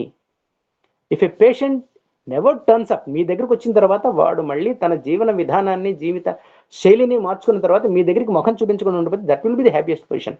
We want the hospitals to be without any patients, that is the aim. అంత హోలిస్టిక్ స్వామి చేస్తున్నారు. మేము వెళ్ళినప్పుడు గ్రామాలలో అద్భుతమైనటువంటి ఈ మొబైల్ వ్యాన్ సిస్టమ్ ద్వారా స్వామి చేస్తున్నారు. ఎంతెంత ఒక్కొక్కరు ఎక్స్పీరియన్స్ చేసుకుంటేనే it was so goose bumps. వాళ్ళకి కళ్ళల్లో టార్చ్ లైట్ లాగా కళ్ళకి పొర వచ్చేస్తుంది. ఆ కళ్ళకి పొర వస్తే వాళ్ళకి తెలియదుట, అది కంటి పొర, ఒక 2 నిమిషాల ఆపరేషన్తో వాళ్ళు మళ్ళీ చూపు తెచ్చుకోవచ్చు అని స్వామి చెప్తే, వాళ్ళ పల్లెటూరులో వాళ్ళకి తెలియదురా, మనమే వెళ్ళాలి వాళ్ళకి చెప్పాలి అని. వాళ్ళకి ఏమనుకుంటారంటే కొంచెం వయసు అవగానే పళ్ళు రాలిపోతాయి, చెవుడు వినబడదు, కళ్ళు కనిపించవు, ఇదొక న్యాచురల్ ప్రాసెస్ అనుకుంటారు. కాదు అని చెప్పి మనందరం వెళ్ళి అక్కడికి వెళ్ళి అక్కడ వాళ్ళకి ఈ వైద్య విధానాన్ని అందించాలి అంటారు. 30-40 మంది డాక్టర్స్తో నెలకి 12 రోజుల పాటు వాళ్ళు ప్రతి గ్రామానికి వెళ్ళి, ఆ గ్రామానికి మళ్ళీ నెలల తర్వాత వెళ్ళి ఆ సెలక్షన్ ఆఫ్ ది విలేజెస్ ఇవన్నిటిని కూడా బ్యూటిఫుల్లీ స్వామి హెస్ ప్లాన్డ్. ఎప్పుడంటే 2006, ఇవాళ 2025, ఫ్రీ 300-400 మంది వస్తారు. ఓన్లీ చూడడం కోసం నేను వెళ్ళాను రోజు ఖాళీగా ఉంటే. వెళ్తే 300-400 మంది ఉన్నారు అక్కడ. డెంటల్ బస్, పళ్ళు పీకేస్తున్నారు, పళ్ళు ప్రాబ్లం ఉన్న వాళ్ళకి. దే కెన్ స్పాట్లో డెంటల్ ఉంది, స్కిన్ ఉన్నది, జనరల్ మెడిసిన్ ఉన్నది, ఆర్థోపెడిక్స్ ఉన్నది, what not, ENT is there, cardiac is there. మొత్తం 40 మంది డాక్టర్స్తో, 60 మంది పారామెడికల్ స్టాఫ్తో, ఫుల్ ఎక్విప్డ్ వ్యాన్స్తో 19 సంవత్సరాలుగా వైద్య సేవలు అందిస్తున్నట్టుంది. వాళ్ళకి వీటితో పాటు అవగాహన సదస్సులు చెప్తున్నారు. They are giving addressing the people. No this should be the way, ఇలా చేయకూడదు, ఇలా చేయాలి, ఇలా చేయకూడదు, ఇలా మీరు చేయండి. మీరు తినేటువంటి అంబలి చాలా శక్తివంతమైనటువంటిది. ఒకప్పుడు పేదవాడి ఆహారంగా భావించేటటువంటి ఇవాళ మిల్లెట్స్ గురించి ఎంత ఇవాళ మనకి వదలగొట్టేస్తూ రిలయన్స్ మాల్లో గట్రా వాటి కాస్ట్ పెరిగిపోవడానికి కారణం ఏంటండి? That was set to be the cheapest food, కానీ it is set to be the healthiest food for us. తర్వాత మనకి ఫుడ్ అన్నది ఇవాళ ఏమైపోయిందంటే అందరికీ ఆర్డర్. అంటే ఎక్కడ నేను కలకటాలో ఉన్న తిన్నా లేసే తినాలి, విజయనగరంలో ఉన్నా లేసే తినాలి, ఇటేపు వచ్చి కాశ్మీర్ వెళ్ళినా లేసే తినాలి, అటేటో ఉత్తరాఖండ్ వెళ్ళినా ఎప్పుడు ఎక్కడ చూసినా మొత్తం అంతా కూడా ఒకటే. నో, మన భారతదేశంలో ఒక్కొక్క ప్రాంతానికి, ఒక్కొక్క ఏరియాకి ఒక్కొక్క రుచులండి. ఆత్రేయపురం కాజా ఉన్నట్టుగా, కాకినాడ కాజా ఉన్నట్టుగా, లేకపోతే కాకినాడ కాజా అంటారు, ఆత్రేయపురం మడత కాజాలు అంటారు, ఆ ప్లేస్కి అది పూతరేకులు అంటారు, ఆత్రేయపురం పూతరేకులు. సో ఒక్కొక్క చోట ఒక్కొక్క అద్భుతమైనటువంటి రుచి అండి. ఇక్కడ అంటే తమిళనాడులో ఉండేటటువంటి ఆ ప్రాంతంలో ఆ మట్టిలో పండేటటువంటి ఆహార పదార్థాలు అక్కడ ఉండేటువంటి వ్యవస్థకి, అక్కడ ఉండేటువంటి జీవించేటువంటి వాళ్ళకి ఆరోగ్యకరంగా ఆ భూదేవి మనం సృష్టించిస్తుందండి. ఆ ప్లానెట్స్ కానీ, ఆ ప్లాంట్స్ కానీ, దొరికేటువంటి వెజిటబుల్స్ కానీ ఆ రుచే వేరండి. వంకాయలే కానీ మనం తమిళనాడులో కొనుక్కున్నటువంటి ఆ ఉల్లిపాయలు, చిన్న ఉల్లిపాయలు దొరుకుతాయి, వెంగాయం సాంబార్ అంటారు వాళ్ళు, చిన్న చిన్న ఉల్లిపాయలు ఉంటాయి, చాలా స్మాల్, వాటితో సాంబారు ఇక్కడ ఎక్కడ ఉంటుంది చెప్పండి మీకు? సో ఈ విధంగా ప్రాంతం రాజమండ్రి గోదావరి తీరంలో ఉన్నటువంటి టేస్ట్స్ ఆర్ డిఫరెంట్. అలాగే కోనసీమకు వస్తే డిఫరెంట్, తెలంగాణ వెళ్తే అక్కడ ఉండేటటువంటి టేస్ట్స్ ఆర్ డిఫరెంట్. ప్లేస్కి ఒక రుచి అండి. మనం అలా వెళ్తూ ఉంటే డిఫరెంట్ ప్లేసెస్లో రుచులు మారుతూనే ఉంటాయి. అంత అద్భుతమైనటువంటి విజ్ఞానం. వీళ్ళు 138 సంవత్సరాల పాటు చరక సంహితుల దగ్గర చరకుడి దగ్గర శిష్యుడు వాగ్భటుడని ఈ హెజ్ ఎక్స్పెరిమెంటెడ్. ఏంటట, ఆయన చరకుడు ఒక రూల్ రాసిచ్చేసాడు, భోజనాంతే విషం వారి అని. కానీ ఏమిటవుతుంది, what will happen if I take this was done by Vagbhatacharya. ఆ వాగ్భటాచార్య ఈ ఎక్స్పెరిమెంట్స్ చేశాడండి. చిన్నపిల్లల మీద చేశాడు, పెద్దవాళ్ళ మీద చేశాడు. 50 ఏళ్ల వయసు అంటే అలాగ రకరకాలైనటువంటి కాంబినేషన్స్లో మధ్యాహ్నాలు చేస్తే ఏమవుతుంది, రాత్రి చేస్తే ఏమవుతుంది, ఈ ఫుడ్ ఇప్పుడు తీసుకున్న 3000 అంటే చాలా సూత్రాలలో వాళ్ళంతా వర్గీకరించి ఒక 2000-3000 సూత్రాలు అంటే చాలా ఉపయోగకరం అనుకున్నటువంటి వాటిని క్రోడీకరించి ఇచ్చారు.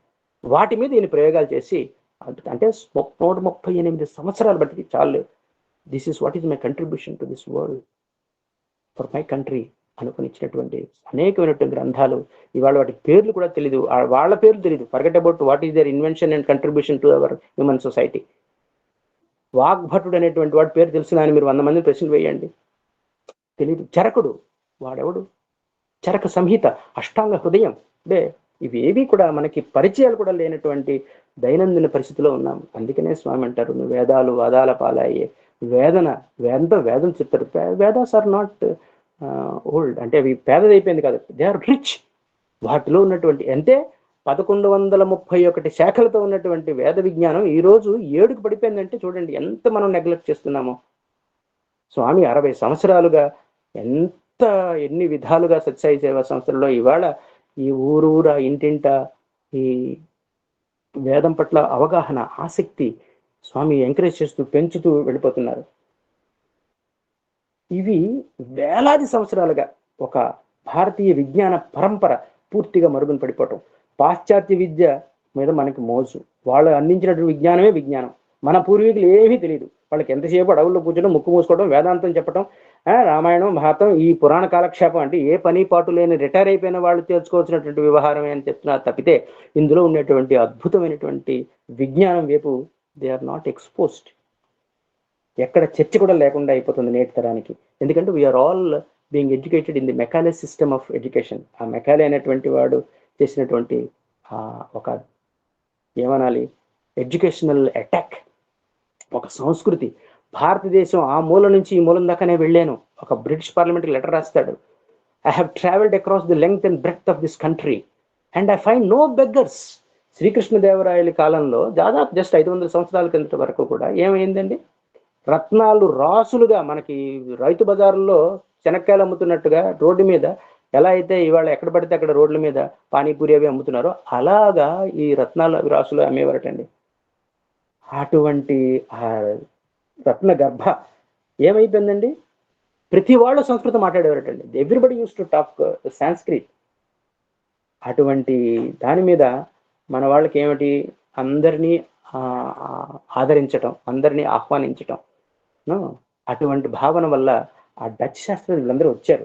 డచ్ వాళ్ళు వచ్చారు, చూసి అబ్బా ఇంత సంపద ఉంది, దీన్ని ఎలాగైనా సరే అంటే ఆ వికెడ్ ఇంటెన్షన్, మ్యాలిఫైడ్ ఇంటెన్షన్స్తో మన భారతదేశానికి రావటం చూసి ఇక్కడ ఉన్నటువంటి సంపదనంతా కొల్లగొట్టుకొని వెళ్ళిపోయేటటువంటి పరిస్థితి వచ్చింది. అందువల్ల మనకి ఈరోజు ఉన్నటువంటి ఫ్రెంచ్ వాళ్ళు, డచ్ వాళ్ళు మన దేశానికి రావటం, వాళ్ళు అసూయపడటం, మన ధన సంపద అంతా కొల్లగొట్టుకొని వెళ్ళిపోవటం, ఈ నాగరికత అందరినీ చెప్పారు కదా ఆహ్వానించేటటువంటి ఆదరించేటువంటి తత్వం వల్ల ఫారినర్స్ అంతా వచ్చారు. దే ఇన్వైటెడ్, దే టుక్ అవే. ఆ ఎన్ని టెంపుల్స్ డిస్ట్రాయ్ చేశారండి. బికాస్ మనకి ఆ టెంపుల్స్ లోపల ఉండేటువంటి ఆ ఆస్తి గురించి, అందులో ఉండేటువంటి రత్న రాసుల గురించి కొట్టుకొని వెళ్ళిపోతున్నారు. మన సోమనాథ్ వెళ్ళే మొన్న 12 జ్యోతిర్లింగ సంకల్పం ద్వారా ఒక 12 జ్యోతిర్లింగాల్లో మన భారతదేశంలో ప్రతి సత్యసాయి సేవా సంస్థల్లో రుద్రాన్ని నేర్చుకుని సుశిక్షితులుగా స్వస్వరంగా చదివేటటువంటి వీళ్ళందరూ కలిసి ఒక్కొక్క జ్యోతిర్లింగంలో అందరూ కలిసి చేయనటువంటి ఒక సంకల్పం వచ్చింది నేషనల్ స్పిరిచువల్ కోఆర్డినేటర్కి. సో ఇమీడియట్లీ ఏప్రిల్లో మొదలు పెట్టారు ఒక్కొక్క జ్యోతిర్లింగం. అంటే ఆ రాష్ట్రంలో ఏ రాష్ట్రంలో అయితే జ్యోతిర్లింగం ఉన్నదో ఆ రాష్ట్రంలో ఉన్నటువంటి సత్యసాయి సేవా సంస్థలు, ఆ భక్తులు అందరూ కలిసి దేశం మొత్తంగా ఉన్నటువంటి అన్ని రాష్ట్రాలలో ఉన్నటువంటి సత్యసాయి సేవా సంస్థలు ఉన్నటువంటి భక్తులను పిలిచి ఆ ప్రాంతంలో సామూహికంగా అద్భుతమైనటువంటి ఏకాదశి రుద్ర పారాయణ, ఓన్లీ పారాయణ చేస్తే ఎంత ఎనర్జైజ్ అవుతుంది అన్నటువంటిది. ఆ సోమనాథ్ దగ్గరికి వెళ్తే ఆ సోమనాథ్లో కూడా స్వామి వెళ్ళడం జరుగుతుంది. సోమనాథ్, శ్రీశైలం అన్నింటిలో కూడా స్వామి చేశారు. 12 జ్యోతిర్లింగాల్లో 11 జ్యోతిర్లింగాల్లో ఈ కార్యక్రమం నిరాటంకంగా నిర్విఘ్నంగా స్వామి జరిపించుకున్నారు. మార్చి 1వ తారీఖు నాడు, అంటే శివరాత్రి తర్వాత మార్చి 1వ తారీఖు నాడు శ్రీశైలంలో అద్భుతమైనటువంటి దివ్యక్షేత్రం శ్రీశైలం. రాముడు వశిష్ఠుడితో పాటు వచ్చాడు, సహస్రలింగాలు పెట్టాడంట. శ్రీకృష్ణుడు పాండవులు తీసుకొచ్చాడు. అంటే ఏ కాలం నాటి శ్రీశైలం అండి. రామావతారం, రాముడు నడిచినటువంటి ప్రాంతం, కృష్ణుడు నడిచినటువంటి ప్రాంతం. స్వామి జూన్ 5వ తారీఖు నాడు వెళ్ళి చక్కగా వాటన్నిటినీ కూడా శక్తివంతం చేసి సమర్థవంతం చేసినటువంటి ఏ హోలీ ష్రైన్. మిగిలిన జ్యోతిర్లింగాల్లో మనకి ఒక్క జ్యోతిర్లింగ దర్శనం అవుతుంది, కానీ ఇక్కడ అష్టాదశ శక్తిపీఠాల్లో ఒకటి అయినటువంటి భ్రమరాంబిక సహిత మల్లికార్జున స్వామి, ఆయనతో దర్శనం కూడా అవుతుంది. అక్కడ ఇవాళ అన్ని చోట్ల మేము ఆల్మోస్ట్ అన్నిటికీ వెళ్తే ఆ 11 జ్యోతిర్లింగాలలో జరిగినటువంటి అటెండ్ అయినటువంటి వాళ్ళు ఎంతమంది అయితే ఉన్నారో మ్యాక్సిమం 2000 అనుకుంటే దానికి డబల్ వచ్చారండి ఆంధ్రప్రదేశ్లో. ఇది స్వామి తాలూకా, ఎందుకంటే ఇది పూర్ణాహుతి లాంటిది. దీంతో మరి ఈ కార్యక్రమం ముందుకు తీసే మరొక వినూత్నమైన కార్యక్రమం స్వామి ఆలోచనిస్తారో తెలియదు. అదే మన ఆంధ్రప్రదేశ్లో అన్ని జ్యోతిర్లింగాల్లో చేస్తున్నారు, కానీ మన దగ్గర కూడా ఒక ప్రఖ్యాతమైనటువంటి పేరుగాంచినటువంటి దేవాలయాలు ఉన్నాయి కదా అని మంగళగిరిలో మొదలు పెట్టాం. మంగళగిరిలో ఏకాదశి రుద్ర పారాయణ, తర్వాత శ్రీముఖలింగంలో చేసాం, వెరీ ఓల్డ్ టెంపుల్ శ్రీకాకుళం జిల్లాలో. అలాగే చీరాల్లో ఆ సముద్రం ఎదురుగుండా అద్భుతమైనటువంటి ప్లాట్ఫారంలో అందరూ కలిసి ఏకాదశి రుద్ర పారాయణ చేశాం. ఎందుకంటే ఆంధ్రదేశంలో ఉన్న వాళ్ళు అన్ని చోట్ల వైద్యనాథ్ అని, కాశ్మీర్ అని, అదే కేదార్నాథ్ అని అంత దూరం రాలేకపోవచ్చు వయసు రీత్యా, కానీ దగ్గరగా ఉన్నటువంటి టెంపుల్లో ఇంకా ఇగో ఇప్పుడు మనకి ఈ కార్యక్రమం ఉన్నది కదా నాగం, కానీ ఈ గత నాలుగు దేశం. అలాగే అనంతపురంలో షిరిడి సాయి ప్రాంగణం, ఆ స్వామి ఫౌండేషన్ వేశారు ఆ టెంపుల్కి. అటువంటి పవిత్రమైన క్షేత్రాలలో మనం అందరూ ఆంధ్రప్రదేశ్లో ఉన్నటువంటి వాళ్ళందరూ కలిసి వెళ్ళటం, అలాగే ఇది బెంగళూరులో కర్ణాటక వాళ్ళందరూ చేస్తారు, తమిళనాడులో కూడా చేస్తున్నారు. ఓల్డ్ టెంపుల్స్ వెళ్ళటం, ఒక group of people they just chant and then come back. This is also one kind of service మనం నేర్చుకున్నటువంటిది. అందుచేత ఈ విధంగా మనకి కొల్లగొట్టుకొని వెళ్ళిపోయారు. ఇటువంటి పరిస్థితులలో 500 సంవత్సరాల కిందట ఎంత ధనికమైనటువంటి దేశం ఈరోజు ఎందుకు ఇలా అయిపోయిందంటే వాటి మీద ఒక అవగాహన రాహిత్యం వల్ల. మంత్రాలకి తప్ప దీనివల్ల there is no other special benefit అండి, there is no improvement in the society. మనకి కొన్ని శాస్త్రాలలో ఎలా రాశారంటే బృహత్ సంహిత అనేటువంటి వరాహమిహిరుడు రాసినటువంటి బృహత్ సంహిత అనేటువంటి గ్రంథం ఉందండి. ఆ బృహత్ సంహితలో ఎంత అద్భుతంగా రాస్తాడు అంటే ఒక చాప్టర్ అంతా కూడా భూకంపాల మీద రాశారండి. భూకంప లక్షణము అనేటువంటిది రాశాడండి. భూకంప లక్షణాలు ఎలా ఉంటాయి అంటే, ఏ నక్షత్రంలో భూకంపం వస్తే ఎటువంటి సిమ్టమ్స్ వస్తాయి. మనకు మామూలుగా మనకి జ్వరం వచ్చే ముందు ఏమవుతుంది, 2 రోజుల ముందు సిమ్టమ్ వస్తుందండి. అంటే ఒళ్ళు నొప్పులుగా ఉన్నటువంటి చికాగ్గా ఉంటుంది. అంటే ఇంక తెలిసిపోతుందా, ఇంకో 2 రోజులు మనం పడుకుని పెట్టేస్తుందిరా అన్నట్టుగా ఉంటుంది. జలుబు వచ్చే ముందు కూడా అలాగే తెలుస్తూ ఉంటుంది. అటువంటి సిమ్టమ్స్ అన్నిటి మీద రాశాడండి ఈయన. 105 చాప్టర్లు రాశాడండి. బృహత్ సంహిత అనేటువంటి ఒక గ్రంథంలో 105 చాప్టర్స్. ఒక్కొక్క చాప్టర్ ఒక అద్భుతమైనటువంటి విశ్లేషణ. అంటే ఎప్పుడు వర్షం పడుతుంది, ఏ నక్షత్రంలో, అంటే గర్భంలో ఉన్న శిశువు ఎలా డెవలప్ అవుతుందో అలాగే మేఘం ఎప్పుడు, మేఘోత్పత్తి అనేటువంటి ఒక చాప్టర్ అటండి. మేఘాలు ఎలా ఏర్పడతాయి అని రాశాడు. ఏ నక్షత్రంలో సముద్రపు నీరు ఆవిరయ్యిందో తిరిగి 200 రోజుల తర్వాత వర్షంగా కురుస్తుందట. ఇది ఎవడైనా మనం చెప్పగలమా? Is it not science that is fascinating us? భూకంపాలు మీరు చెప్పాను కదా, భూకంప లక్షణ అధ్యాయం. భూకంపాలులో కేటగిరీస్ ఉన్నాయి కదండి, తీవ్రత, మధ్య, అతి తీవ్రత అని 7.5, 6, 8. ఇప్పుడు ఆ గ్రంథంలో ఉన్నటువంటి ఆ ఇచ్చిన లక్షణాలన్నీ ఒక 10,000 భూకంపాలు ఇంతకు ముందు జరిగినటువంటివన్నీ కూర్చొని వాటన్నిటి మీద అధ్యయనం చేస్తున్నారండి. చాలా serious research is going on. But ఎప్పుడుగో దాని మీద ఫోర్కాస్ట్ చేయగలుగుతుంది. మనకి ఇవాళ ఏమవుతున్నది అంటే పోస్ట్ మార్టం అవుతున్నది. పలానా చోట 7.2 రిక్టర్ స్కేల్లో భూకంపం వచ్చింది. గుజరాత్లో మన ఈ మధ్య జనవరి 26న రిపబ్లిక్ డే 7.5 రిక్టర్ స్కేల్స్ లో వచ్చినటువంటి భూకంపం ఎంత ప్రాణ నష్టం, ఎంత ఆస్తి నష్టం, ఎంత జన నష్టం కల్పించింది. అటువంటి ఆ భూకంపాలని మనం ముందుగా గ్రహించగలమా? Can we predict at least 1 day before, 2 days before, 2 weeks before? కాదటండి. ఆయన ఏం చెప్పాడంటే 2 నెలల ముందు వాటిని మనం గుర్తించటండి. 2 నెలల ముందు భూకంపం వస్తుందని మనం గ్రహించగలిసినట్లయితే ఎంత మానవాళికి ఉపయోగకరం అండి. Is it not in the Vedas? Is it not forgotten? అంటే ఇవాళ ప్రజెంట్ సొసైటీకి అది కాదా? ఆర్టిఫిషియల్ ఇంటెలిజెన్స్ అవనియండి, ఎర్త్క్వేక్స్ అవనండి, సునామీ అంటే నథింగ్ బట్ మనకు వచ్చింది కదా సునామీ, ఎలాగైంది, దివిసీమ ఉప్పన, ఇవన్నీ కూడా వాళ్ళందరినీ వాటికి జరగబోయే ముందు ఈ గ్రంథాలలో వాటన్నిటిని మన కోసం రాసి పెట్టి ఉంచారండి. 2 నెలల ముందే మనం కూర్చుకొచ్చంటే ఎంత చూడండి. 1950లో 9.5 హైయెస్ట్ మొత్తం భూ అంతా ఇలా ఎగిరిపడుతుంది అనమాట. అంత జరిగిందండి. మనకేమిటంటే అందరూ అమెరికా వాళ్ళు అందరికంటే ముందు కనుక్కున్నారనేటువంటి ఒక అపవాద. కానీ ఇవన్నీ కూడా 1000 సంవత్సరాల ముందే మన వాళ్ళు కనుక్కొని ఇచ్చారండి. కృషి విజ్ఞానం, విత్తనం ఎప్పుడు నాటాలి, ఏ పక్షంలో, ఏ తిథిలో, ఇవన్నీ కూడా మనకి ఇచ్చినటువంటి విజ్ఞానం అండి. అంతేకాదండి, ఇక్కడెక్కడో అడవుల్లో కూర్చొని వాళ్ళు ఆ పైన ఆకాశంలోకి చూస్తే ఆ నక్షత్రాలన్నీ మనకు ఒకలాగే కనిపిస్తాయి. వాటికి ఒక పేర్లు పెట్టారు కదండి. జ్యేష్ఠ నక్షత్రం అన్నారు, ఆరుద్ర నక్షత్రం అన్నారు. ఆరుద్ర అంటే తడి. ఇక్కడ కూర్చుని అంటే ఒక వస్తువు తడిగా ఉందా పొడిగా ఉందా అని మనం తెలుసుకోవాలి అంటే వెళ్ళి ముట్టుకోవాలి, ముట్టుకుంటే కానీ తెలియదు.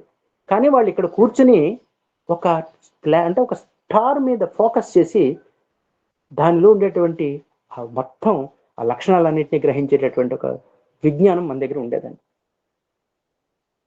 అవి 1, 2 కాన్స్టలేషన్స్. స్వాతి ప్రవాళమేకం అంటుంది, పగడంలా ఉంటుందట, ఎర్రగా ఉంటుందట. ఇలా ప్రతి నక్షత్రం గురించి వాళ్ళు చేశారు.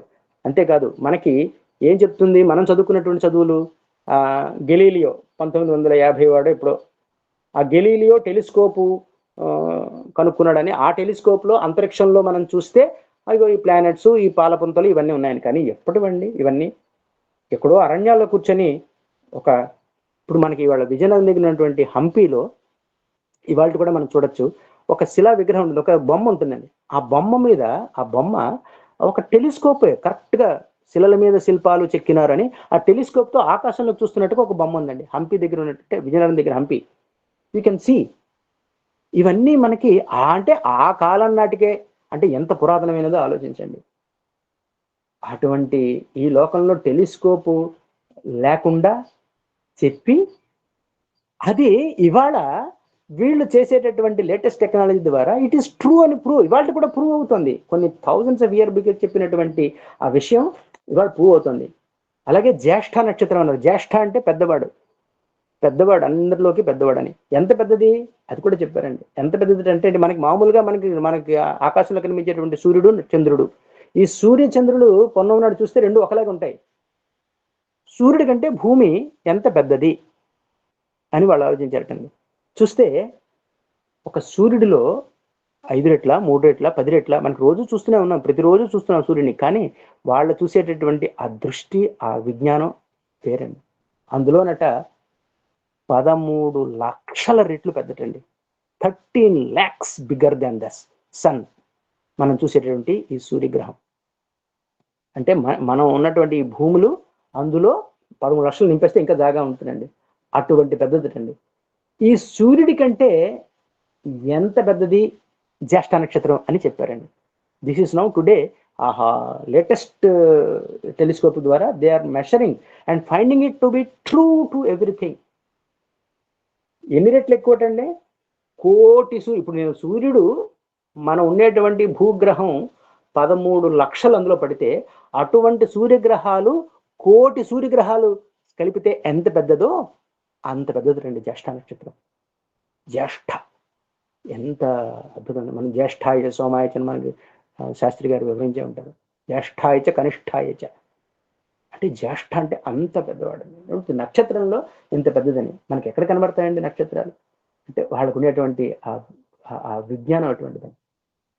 మనకి అలాగే నలదమయంతి ఉపాఖ్యానంలో కూడా ఒక శాస్త్రం ఉందండి, పక్ష శాస్త్రం. అంటే ఏంటి? అశ్వశాస్త్రం. ఒక గుర్రం చూస్తే గుర్రాల గురించి ఉండేటటువంటి కంప్లీట్ నాలెడ్జ్, అశ్వ హృదయం అనేటువంటి ఒక విద్య, అది నలుడికి తెలుస్తుంది. అలాగే మనకి ఆ ఋతుపర్ణుడు, ఆ పేరు చూడండి, ఋతుపర్ణుడు అంటే ఒక చెట్టును చూస్తే, చెట్టు ఆకును చూస్తే ఆ సంఖ్య చెప్పేటండి.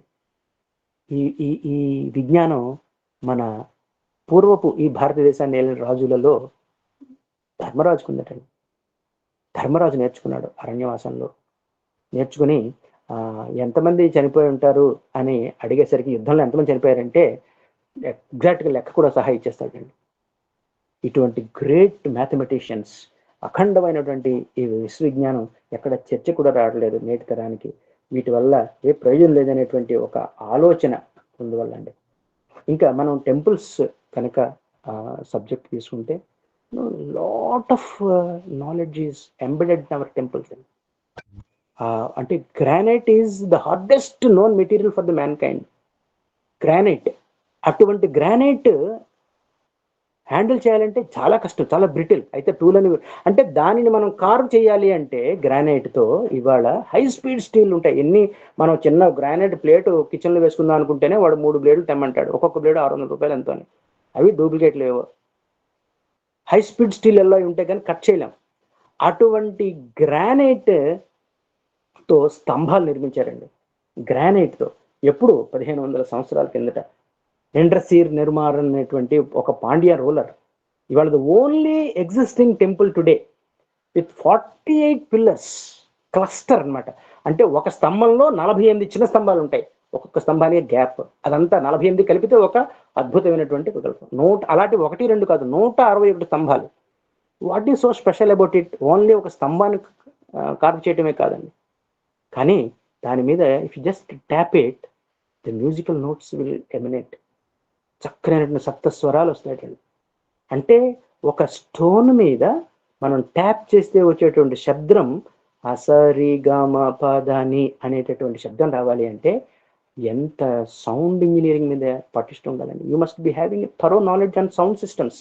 ఆ మ్యూజిక్ సిస్టమ్స్ మీద థరో నాలెడ్జ్ ఉండాలి. అసలు ఇది ఊహ కూడా అందనటువంటిది. మన వాళ్ళు దే హ్యావ్ ఎక్స్పెరిమెంటెడ్ కాదు, దే హ్యావ్ ఎగ్జిక్యూటెడ్ అనే స్టోన్. ఇటువంటి ఇప్పటికీ ఉందండి. మన మీనాక్షి టెంపుల్ ఉంది కదా, మీనాక్షి టెంపుల్ కూడా ఇటువంటి మ్యూజికల్ పిల్లర్స్ ఉన్నాయి ఆ సౌత్ ఆడి వీధిలో. కానీ వాటిని రిస్ట్రిక్ట్ చేసేసారు, ఎందుకంటే నెంబర్ ఆఫ్ డివోటీస్ అటెండింగ్, ప్రతి వాడు వచ్చి కొడితే అది విరిగిపోతుంటుంది. దాన్ని ప్రొటెక్ట్ చేయడం కోసం, ఫ్యూచర్ జనరేషన్ కోసం పెట్టారు. అంచేత ఇటువంటి విజ్ఞానం 1500 ఇయర్స్ బ్యాక్ మనకి ఉండేది. అప్పటికే అంటే ఒక గ్రానైట్ని మనం హ్యాండిల్ చేయాలి అంటే ఎంత పవర్ఫుల్ టూల్ ఉండాలి, అంటే దానికంటే గట్టి అయిన మెటీరియల్ ఉండాలి, అంతే కదండి. అటువంటి గ్రానైట్ మెటీరియల్ నాలెడ్జ్, అంటే మెటీరియల్ నాలెడ్జ్. అలాగే ఐడెంటిఫికేషన్ ఆఫ్ ది స్టోన్స్, ఆ రాళ్లలో ఉండేటువంటి ఆ క్వాలిటీ, తపస్థ విద్య అనేటువంటి ఒక ఉపవేదం. అందులో ఒక మూర్తి మనం చెక్కాలి అంటే ఆ మూర్తి తాలూకా ఆ రాయికి ఉండేటువంటి లక్షణాలు ఏంటి మొత్తం అంతా చెక్కి చూడండి, మనకి అయోధ్యలో రామ్లల్లా ఎంత ప్రతిష్టాత్మకమైనటువంటిదండి.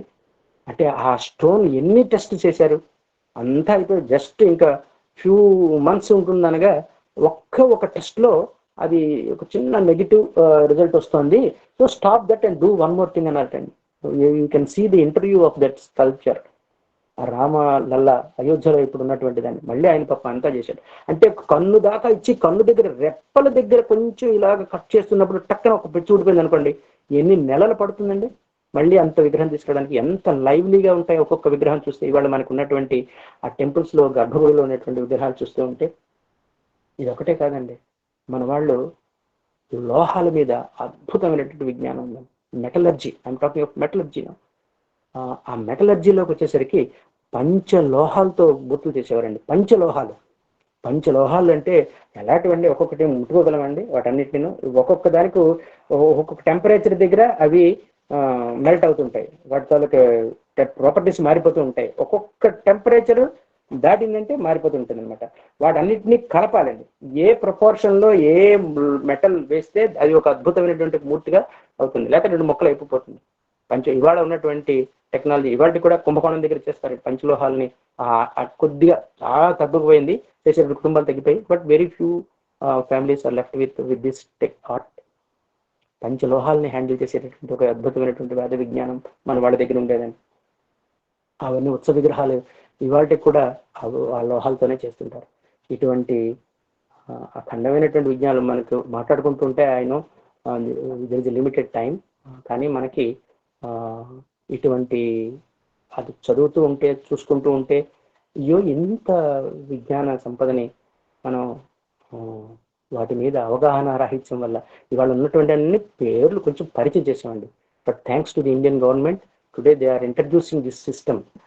మన భారతీయ విజ్ఞాన పరంపరని ఈ ఆధునికమైనటువంటి విద్యా వ్యవస్థలో పెట్టాలనేటువంటి గత 5 ఏళ్లుగా 6 ఏళ్లుగా కృషి చేస్తుంది. ఒక ఇండియన్ నాలెడ్జ్ సిస్టమ్ అనేటటువంటి ఒక వ్యవస్థ. దాంట్లో అనేకమైనటువంటి ఎదుర్కోవడాలు ఉంటాయి, కష్టాలు ఉంటాయి, నష్టాలు ఉంటాయి. But still they are on the right path. If not today tomorrow, if not tomorrow after 10 years we're in the right track. Swami వీటన్నిటికీ కూడా ముందుగానే నాంది పలుకుతూ ఇప్పుడున్నటువంటి సమాజానికి ఒక రక్షణ కల్పించాలి యువతకి అని 70 సంవత్సరాల కిందట మనకి 1960s 70s ఒక బాల వికాస్ అని, ఆ బాలల్లో ఉండేటువంటి ఆ విలువలతో కూడినటువంటి వ్యవస్థ, యువతగా తయారయ్యేటటువంటి వ్యవస్థని ఇస్తూ అటువంటి ఒక క్రమాన్ని, అటువంటి పిల్లల్ని మనం హ్యాండిల్ చేయాలంటే మన తాలూకా సంస్కృతి, మన తాలూకా పరంపర, వాటి వెనక ఉండేటువంటి విజ్ఞానం, ఇంకో సైన్స్. ఇవాళ మనకి బొట్టు పెట్టుకోవాలనగానే క్వశ్చన్ చేస్తారు, అమ్మాయి ఎందుకు గాజులు వేసుకోమంటే ఎందుకు అంటుంది. వై అనే ప్రశ్నకు మన సమాధానం చెప్పలేదు. This children today do not accept and they don't do that. Why we should do that? It's all by అంత మూఢనమ్మకాలమ్మా అంటారు. కాదురా నాన్న, ఇవి 7th month you have another baby, another బేబీలో ఉన్నది అన్నప్పుడు the BP will be more. అందుకని సీమంత అనేటువంటి ఒక రిచువల్ పెట్టి ఇంత దాకా గాజులు వేస్తారు. ఆ గాజు మామూలుగా 4 గాజులు వేస్తుంటే ఆడవాళ్ళకి ఉండేటువంటి ఆ బీపీ, ఆ ఋతుక్రమాల్లో గట్రా ఆ BP will be under control అటండి. అటు ఇటు తిరుగుతుంటే గాజులు చేతులు మూవ్మెంట్ అవుతున్నప్పుడల్లా ఆ గాజులు ఎప్పుడు తిరుగుతూ ఉంటాయో your BP is under control because of that. అలాగే మట్టెలు, అలా ప్రతిదీ కూడా there is lot of sense. పైనే మనం బంగారు ఆభరణాలు, కింద కాలికి బంగారం ఉంది కదా అని బంగారం మెట్టెలు పెట్టలేదు కదండి, ఎక్కడ కూడా మనకి వెండే పెడతారు. Why?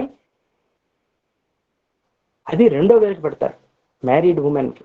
It is not just అమ్మాయికి వెళ్ళయింది అని చెప్పడం గురించి కోసం కాదు, but there is lot of science behind that.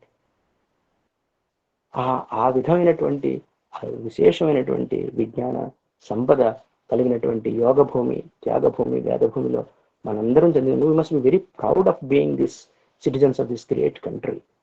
అటువంటి ఈ విజ్ఞానాన్ని ఈ నేటి తరానికి పరిచయం చేసేటటువంటి ఒక ప్రయత్నంలో మనం వీళ్ళందరికీ కూడా సత్యసాయి సేవా సంస్థలలో వేదంపై అవగాహన సదస్సు అని చెప్తున్నప్పుడు, అదే నువ్వు చేర్చుకో, 4 స్వరాలు చెప్పు, ఈ మంత్రం చెప్పు అని ఇవాళ చాలా మంది రోజు చెప్తున్నారు. కొన్ని చోట్లయితే ప్రతి ఆదివారం నాడు ఏకసూత్ర పారాయణ ఆన్లైన్లో చేసేస్తున్నారు. But what is the quality of chanting చాలా చాలా ముఖ్యం. కిందసారి చెప్పినప్పుడు కూడా చెప్పాను. నశ్రయో నియమం విన we are not authorised to just chant. మన దగ్గర పుస్తకం ఉంది కదా అని అందరూ చదవాల్సినటువంటి పని లేదండి. We will get the benefit of listening to it of a perfect. ఇప్పుడు నేను కూడా ఎంఎస్ సుబ్బలక్ష్మి లాగా పాడేస్తాను అంటే పంచరథ కృతులు అది ఎంత ఇదని నాకు తెలుసును, లిరిక్ తెలుసును, నేను 4 సార్లు విన్నాను. So can I sing? I'm a authorised. నేను ఒక గురువు దగ్గర శుశ్రూష చేసి అందులో ఉన్నటువంటి స్వరాలు, సరళీ స్వరాలు, ఆ జంట పదాలు, వీటన్నిటినీ నేను బాగా సాధన చేసి నా గురువు ఒక అరంగేట్రం తనతో పాటు కూడా వెళ్తే వింటూ ఉంటే ఆ విధంగా yes you are now competent, you have learned అని అనేటువంటి స్థాయికి వస్తే అప్పుడు నేను రుద్రాన్ని ముట్టుకోవాలండి. చెప్పారు స్వామి, రుద్రం చదువుకో బంగారు, భద్రంగా ఉంటావని. ఇట్ డజంట్ మీన్ దట్ ఎలా వస్తే అలాగా, ఎప్పుడు పడితే అప్పుడు, ఎక్కడ పడితే అక్కడ, ఎలా పడితే అలాగా చదువుతామంటే we're not diluting the very sanctity of those things. Though Swami has given the clearance. ఒక బ్యాట్ ఇచ్చారు, ఎస్ స్టార్ట్ అని. నీకు బ్యాట్ ఇచ్చి క్రికెట్ పంపించేస్తే ఆ గార్డు వేసుకోవాలి, లేకపోతే ఎదురుగుండా కొన్ని మైళ్ళ వేగంతో వచ్చేటువంటి ఆ బాల్ కాస్త టక్కుమని బుర్ర మీద కొడుతుంది. గార్డు వేసుకోవాలి, కాళ్ళకి స్టంప్స్ ప్యాడ్స్ వేసుకోవాలి. They are all the protective systems. అవే మనకి వేదం చదువుతున్నప్పుడు ఇచ్చేటువంటి రూల్స్. ఎన్ని సంవత్సరాలు కష్టపడితే ఎన్ని సంవత్సరాలుగా వాళ్ళు ఒక పరంపరగా మనకు అందిస్తే వచ్చేటువంటి విజ్ఞానం, మనం ఈ రోజు దాన్ని స్వామి చెప్పారండి ఎలాగైనా చదువుకోమని, భద్రం చదవమన్నారండి అని ఎక్కడ పడితే అప్పుడు అంటే ఎలా పడితే అలా చదవద్దు దయచేసి. ఆ చదవటం బాగా వచ్చినటువంటి 3-4 మైక్లు చదవండి, మిగిలిన వాళ్ళందరూ చక్కగా ఇళ్లలో చదువుకోండి. Don't just attempt in a temple. దానివల్ల ఏమవుతుందంటే మన స్వామికి చెడ్డ పేరు తెచ్చిన వాళ్ళు అవుతాం. మన మన ఉత్సాహాన్ని నేను తగ్గించట్లేదు, కానీ ఆ విధానాన్ని కరెక్ట్గా గురువు దగ్గర నేర్చుకోవాలి, సుస్వరంగా నేర్చుకోవాలి. ప్రతి అక్షరానికి శాస్త్రం ఉంది, ప్రతి పదానికి శాస్త్రం ఉంది, ప్రతి వాక్యానికి శాస్త్రం ఉంది. అంత మనం ఏం నేర్చుకోకర్లే. కానీ నేను పాడినటువంటి ఒక భజన పాటలో, భజన మీద ఎంతండి నేషనల్ లెవెల్లో గైడ్ లైన్స్ ఇచ్చారు. వాట్ కైండ్ ఆఫ్ స్వరాస్, అదే అది ఏ రాగంలో ఉన్నది తెలుసుకోవాల్సింది. పుస్తకం లేకుండా ఇవాళ భజన పాడగలుస్తున్నాను, ఆర్ స్టిల్ ఇన్ సమితుల్లో పుస్తకాలతో భజనలు పాడేటటువంటి స్థితిలో ఉన్నాం. Even after 100 years of his advent, what are we doing, what are we? So ఇవాళ రుద్రం మాత్రమే కాదండి, ఒక నారాయణ ఉపనిషత్తు ఒక్కటి తీసుకున్నట్లయితే ఆ నారాయణ ఉపనిషత్తులోనే అంటుంది సర్వవేద పారాయణ పుణ్యం లభతే. ఒక్క నారాయణ ఉపనిషత్తు 4 వేదాలు చదివితే ఏ ప్రయోజనం వస్తుందని చెప్పాడు. సర్వవేద పారాయణ పుణ్యం లభతే ప్రాతరధీయానో, ఉదయం చదివితే రాత్రి కృతం పాపం నాశయతి, సాయమధీయానో, సాయంత్రం చదివితే దివసకృతం పాపం నాశయతి, పగలు చేసిన పాపం పోతుందయ్యా. అదే మధ్యాహ్నం అంటే పగటిపూట అండి, ఎండలో కాదు. నేను నారాయణ చెప్తున్నప్పుడు తమన్నాడు చెప్పింది, సార్ నాకు చాలా హెడ్డేక్ వచ్చిందండి. ఏమమ్మా అన్నాను. మీరు చెప్పారు కదా సార్, మాధ్యందినమాదిత్యాభిముఖోధీయాన పంచపాతకోపపాతకాత్ ప్రముచ్యతే. మధ్యాహ్నం సూర్యుడికి అభిముఖంగా చదివితే అనేటువంటిది ఆ లైన్ ఎక్స్ప్లెయిన్ చేస్తున్నప్పుడు సూర్యాభిముఖంగా అంటే వెలుగులో అని, మధ్యాహ్నం పూట అని అర్థం. అంతేగాని ఎండల మీదకి వెళ్ళిపోయి ఏప్రిల్లోనో మేలోనో సూర్యుడికి ఎదురుగుండా కూర్చొని నారాయణ చదివితే అయ్యే లోపల మొహం తిరిగి కింద పడిపోతాం. No, let us not misinterpret. అలాగే ఇందాక మనం ఆయుర్వేదం గురించి మాట్లాడుకుంటున్నప్పుడు సూర్యరశ్మి ఉండాలి అని కదా, ఎండలో పెట్టుకెళ్ళి ముగుడు చవ్వు అని పెట్టేస్తే it doesn't mean. So let us not be selective listeners. అందుచేత ఈ ఒక్క సూక్తం కూడా చాలా ఉంది కదా, చాలా సులువుగా ఉంటుంది కదా. ఫస్ట్ గ్రూప్ లో పెట్టారు బాల వికాస్ పిల్లల్లో నారాయణ సూక్తం, చిన్న చిన్న శివుడిది మనకి శివరాత్రి వస్తుంది కదా అని రుద్రమే చదవాల్సిన అవసరం లేదు. రుద్రం అందరూ బాగా నేర్చుకొని సుస్వరంగా ఇలాగ ఎంత డిఎస్ శాస్త్రి లాంటి మహానుభావులు ఎంత వివరణగా ఇస్తున్నారు, ఆ ఉన్నట్టు విషయాలన్నీ గ్రహించి భావనాత్మకంగా మనం గనక ఇస్తే అది వేద పుష్పాంజలి. Just like that. నా దగ్గర శృతి పుస్తకం కొనుక్కున్నాను, నాకు విన్నాను, నా దగ్గర యూట్యూబ్ ఉంది, నేను చదువుతున్నాను అనుకుంటే you must attempt only after getting rectified. చదువుతున్నప్పుడు మనం నేర్చుకున్నప్పుడు ఏ విద్యానం we're in the beginning, baby steps లో ఉన్నాం. Nobody is a scholar here. But Swami దయతో, స్వామి ఇచ్చినటువంటి ప్రోత్సాహంతో కొన్ని శబ్దాలు మనం చెప్పకుండా తెచ్చుకోవచ్చు. కాబట్టి అందులో ఉండేటువంటి ఆ శబ్దాన్ని ఉచ్చరించేటటువంటి ఆ టెక్నిక్స్ ని కరెక్ట్ గా సా పలుకుతున్నానా లేదా, ఆ పదో అనువాకం నుంచి చాలా కష్టంగా ఉంటుంది ప్రతి పదం కూడా. మానో మహాంతముదమానో అద్భకం మాన ఉక్షంతముదమాన ఉక్షితం. నా ఫ్యూచర్ కడుపులో ఉన్నటువంటి వాడు, నాకు పుట్టబోయేటువంటి వాడు, ఇప్పుడు ప్రస్తుతం నా పుత్రుడు, వీళ్ళందరూ కూడా బాగా ఆరోగ్యంగా ఉండాలి అనేటటువంటి ఒక దివ్యమైనటువంటి భావన. అటువంటి రుద్రం ఎక్కడైతే ఉంటుందో అక్కడ అస్మిన్ గ్రామే అస్మిన్ అనాతురం, నేను ఉన్నటువంటి గ్రామంలో అసలు రోగాలే ఉండకూడదు అనేటువంటి ఒక దివ్యమైనటువంటి భావన కలుగజేస్తుంది. ఎక్కడ శివాలయం ఉంటుందో, ఎక్కడ శివారాధన జరుగుతుందో అక్కడ అద్భుతమైనటువంటి ఆరోగ్యం ఉంటుంది అనేటువంటిది మన శాస్త్రం చెప్తోంది. సో వాటిని మనం ప్రొటెక్ట్ చేయాలి, కరెక్ట్గా చేయాలి. ఉప్పు కారం పులుపు ఈ 3 పడితేనే రుచి. ఒక్క ఉప్పు తక్కువైతే ఏమైపోయిందండి అని అంటే ఎలా ఉంటుందో, ఒక స్వరం తప్పితే అలాగే ఉంటుంది, ఒక అక్షరం తప్పుగా పలికితే అలాగే ఉంటుంది. I'm not discouraging the learners, but I'm encouraging them to learn perfectly through a proper guru, and authorised guru. Authorised అంటే ఏంటి? ఆ చెప్పేటటువంటి ఆ టీచర్ కి పూర్తి అవగాహన ఉంది. మీరు వేసే ప్రతి ప్రశ్నకి కనీసం ఆ వేద సూక్తం చెప్పేటువంటి వరకు కూడా వాళ్ళకి అవగాహన ఉన్నది అనేటటువంటిది నేర్చుకోవడం వరకు బేసిక్స్ నేర్చుకోవచ్చు. But we must get our self tested. No, ఇప్పుడు ఇవాళ నేను డ్రైవింగ్ నేర్చేసుకున్నాను, కానీ లైసెన్స్ అంటూ తెచ్చుకోవాలి కదా. సో లైసెన్స్డ్ ఆథరైజ్డ్ పీపుల్ చక్కగా నేర్చుకోండి. నేర్చుకుని ఉన్నటువంటి మనకి ఇప్పుడు ఆల్రెడీ రుద్రం చదవడం వచ్చింది కదా, వీటిలో మరికొంచెం లోతుగా వివరణ తెలుస్తుంది కదా, ఈ భావం తెలుస్తుంది కదా. ఇప్పుడు పఠించేటువంటి విధానాన్ని కూడా మనం చక్కగా అవగాహన చేసుకొని వాటిలో మన తాలూకా నైపుణ్యాన్ని పెంచుకుంటూ స్వామికి ఇచ్చేటటువంటి ఈ సమర్పణగా వేద పుష్పాంజలి, సుస్వరంగమైనటువంటి వేద పుష్పాంజలి, పరిమళభరితమైనటువంటి వేద పుష్పాంజలి, పూర్తిగా వికసించినటువంటి వేద పుష్పాంజలిని సమర్పించేటటువంటి కార్యక్రమాన్ని మనం చేపట్టుకుంటూ ముందుకు వెళ్ళేటువంటి ఈ భాగంలో ఈనాడు ఇటువంటి పెద్దలందరూ ఉన్నటువంటి సభలో చక్కగా కొన్ని సంవత్సరాల పాటు ప్రతిరోజు ఈ సమయంలో ఆధ్యాత్మిక ఉపన్యాసం వినడం అంటే ఎంత, నేను అసలు ఊహ కూడా నాకు అందట్లేదు. I'm getting goose bumps when I'm listening to sir and then Koteswararao గారు. అండ్ కొన్ని వీడియోస్ నేను నాకు టైం ఉన్నప్పుడు చూశాను. But what is profound knowledge అండి. మనకు సాగర సంగమం అనే సినిమా వచ్చింది. ఆ సినిమాలో జయప్రద కమల్ హాసన్ని చూపిస్తుంది అనమాట. No you come your dancer, no ఇప్పుడు ఇందులో చూడు అని చెప్పి అబ్బా అలాగే శంకరశాస్త్ర శాస్త్రి వాడు అలా ఎక్సైట్ అయిపోతుంటాడు. ఆ లాస్ట్లోకి వచ్చేప్పటికి he will find his name, then he breaks down.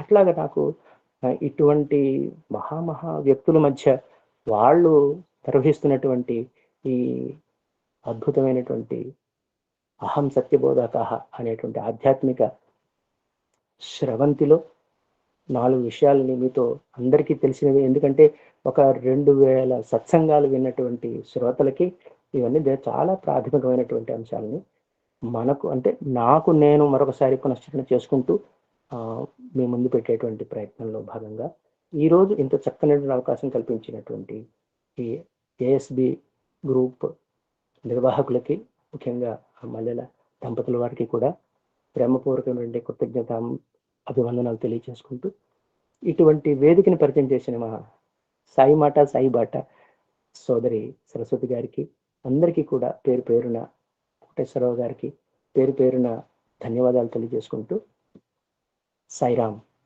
స్వస్తి ప్రజాభ్యః పరిపాలయంతాం న్యాయేన మార్గేణ మహిం మహేషాః గోబ్రాహ్మణేభ్యః శుభమస్తు నిత్యం. సమస్తలోకాః సుఖినో భవంతు. సమస్తలోకాః సుఖినో భవంతు. సమస్తలోకాః సుఖినో భవంతు. ఓం శాంతి శాంతి శాంతి. కరచరణకృతం వా కాయజం కర్మజం వా శ్రవణనయనజం వా మానసం వా అపరాధం విహితం అవిహితం వా సర్వమేతత్ క్షమస్వ. జయ జయ కరుణాధే శ్రీ ప్రభు సాయి దేవ. సాయిరామ్.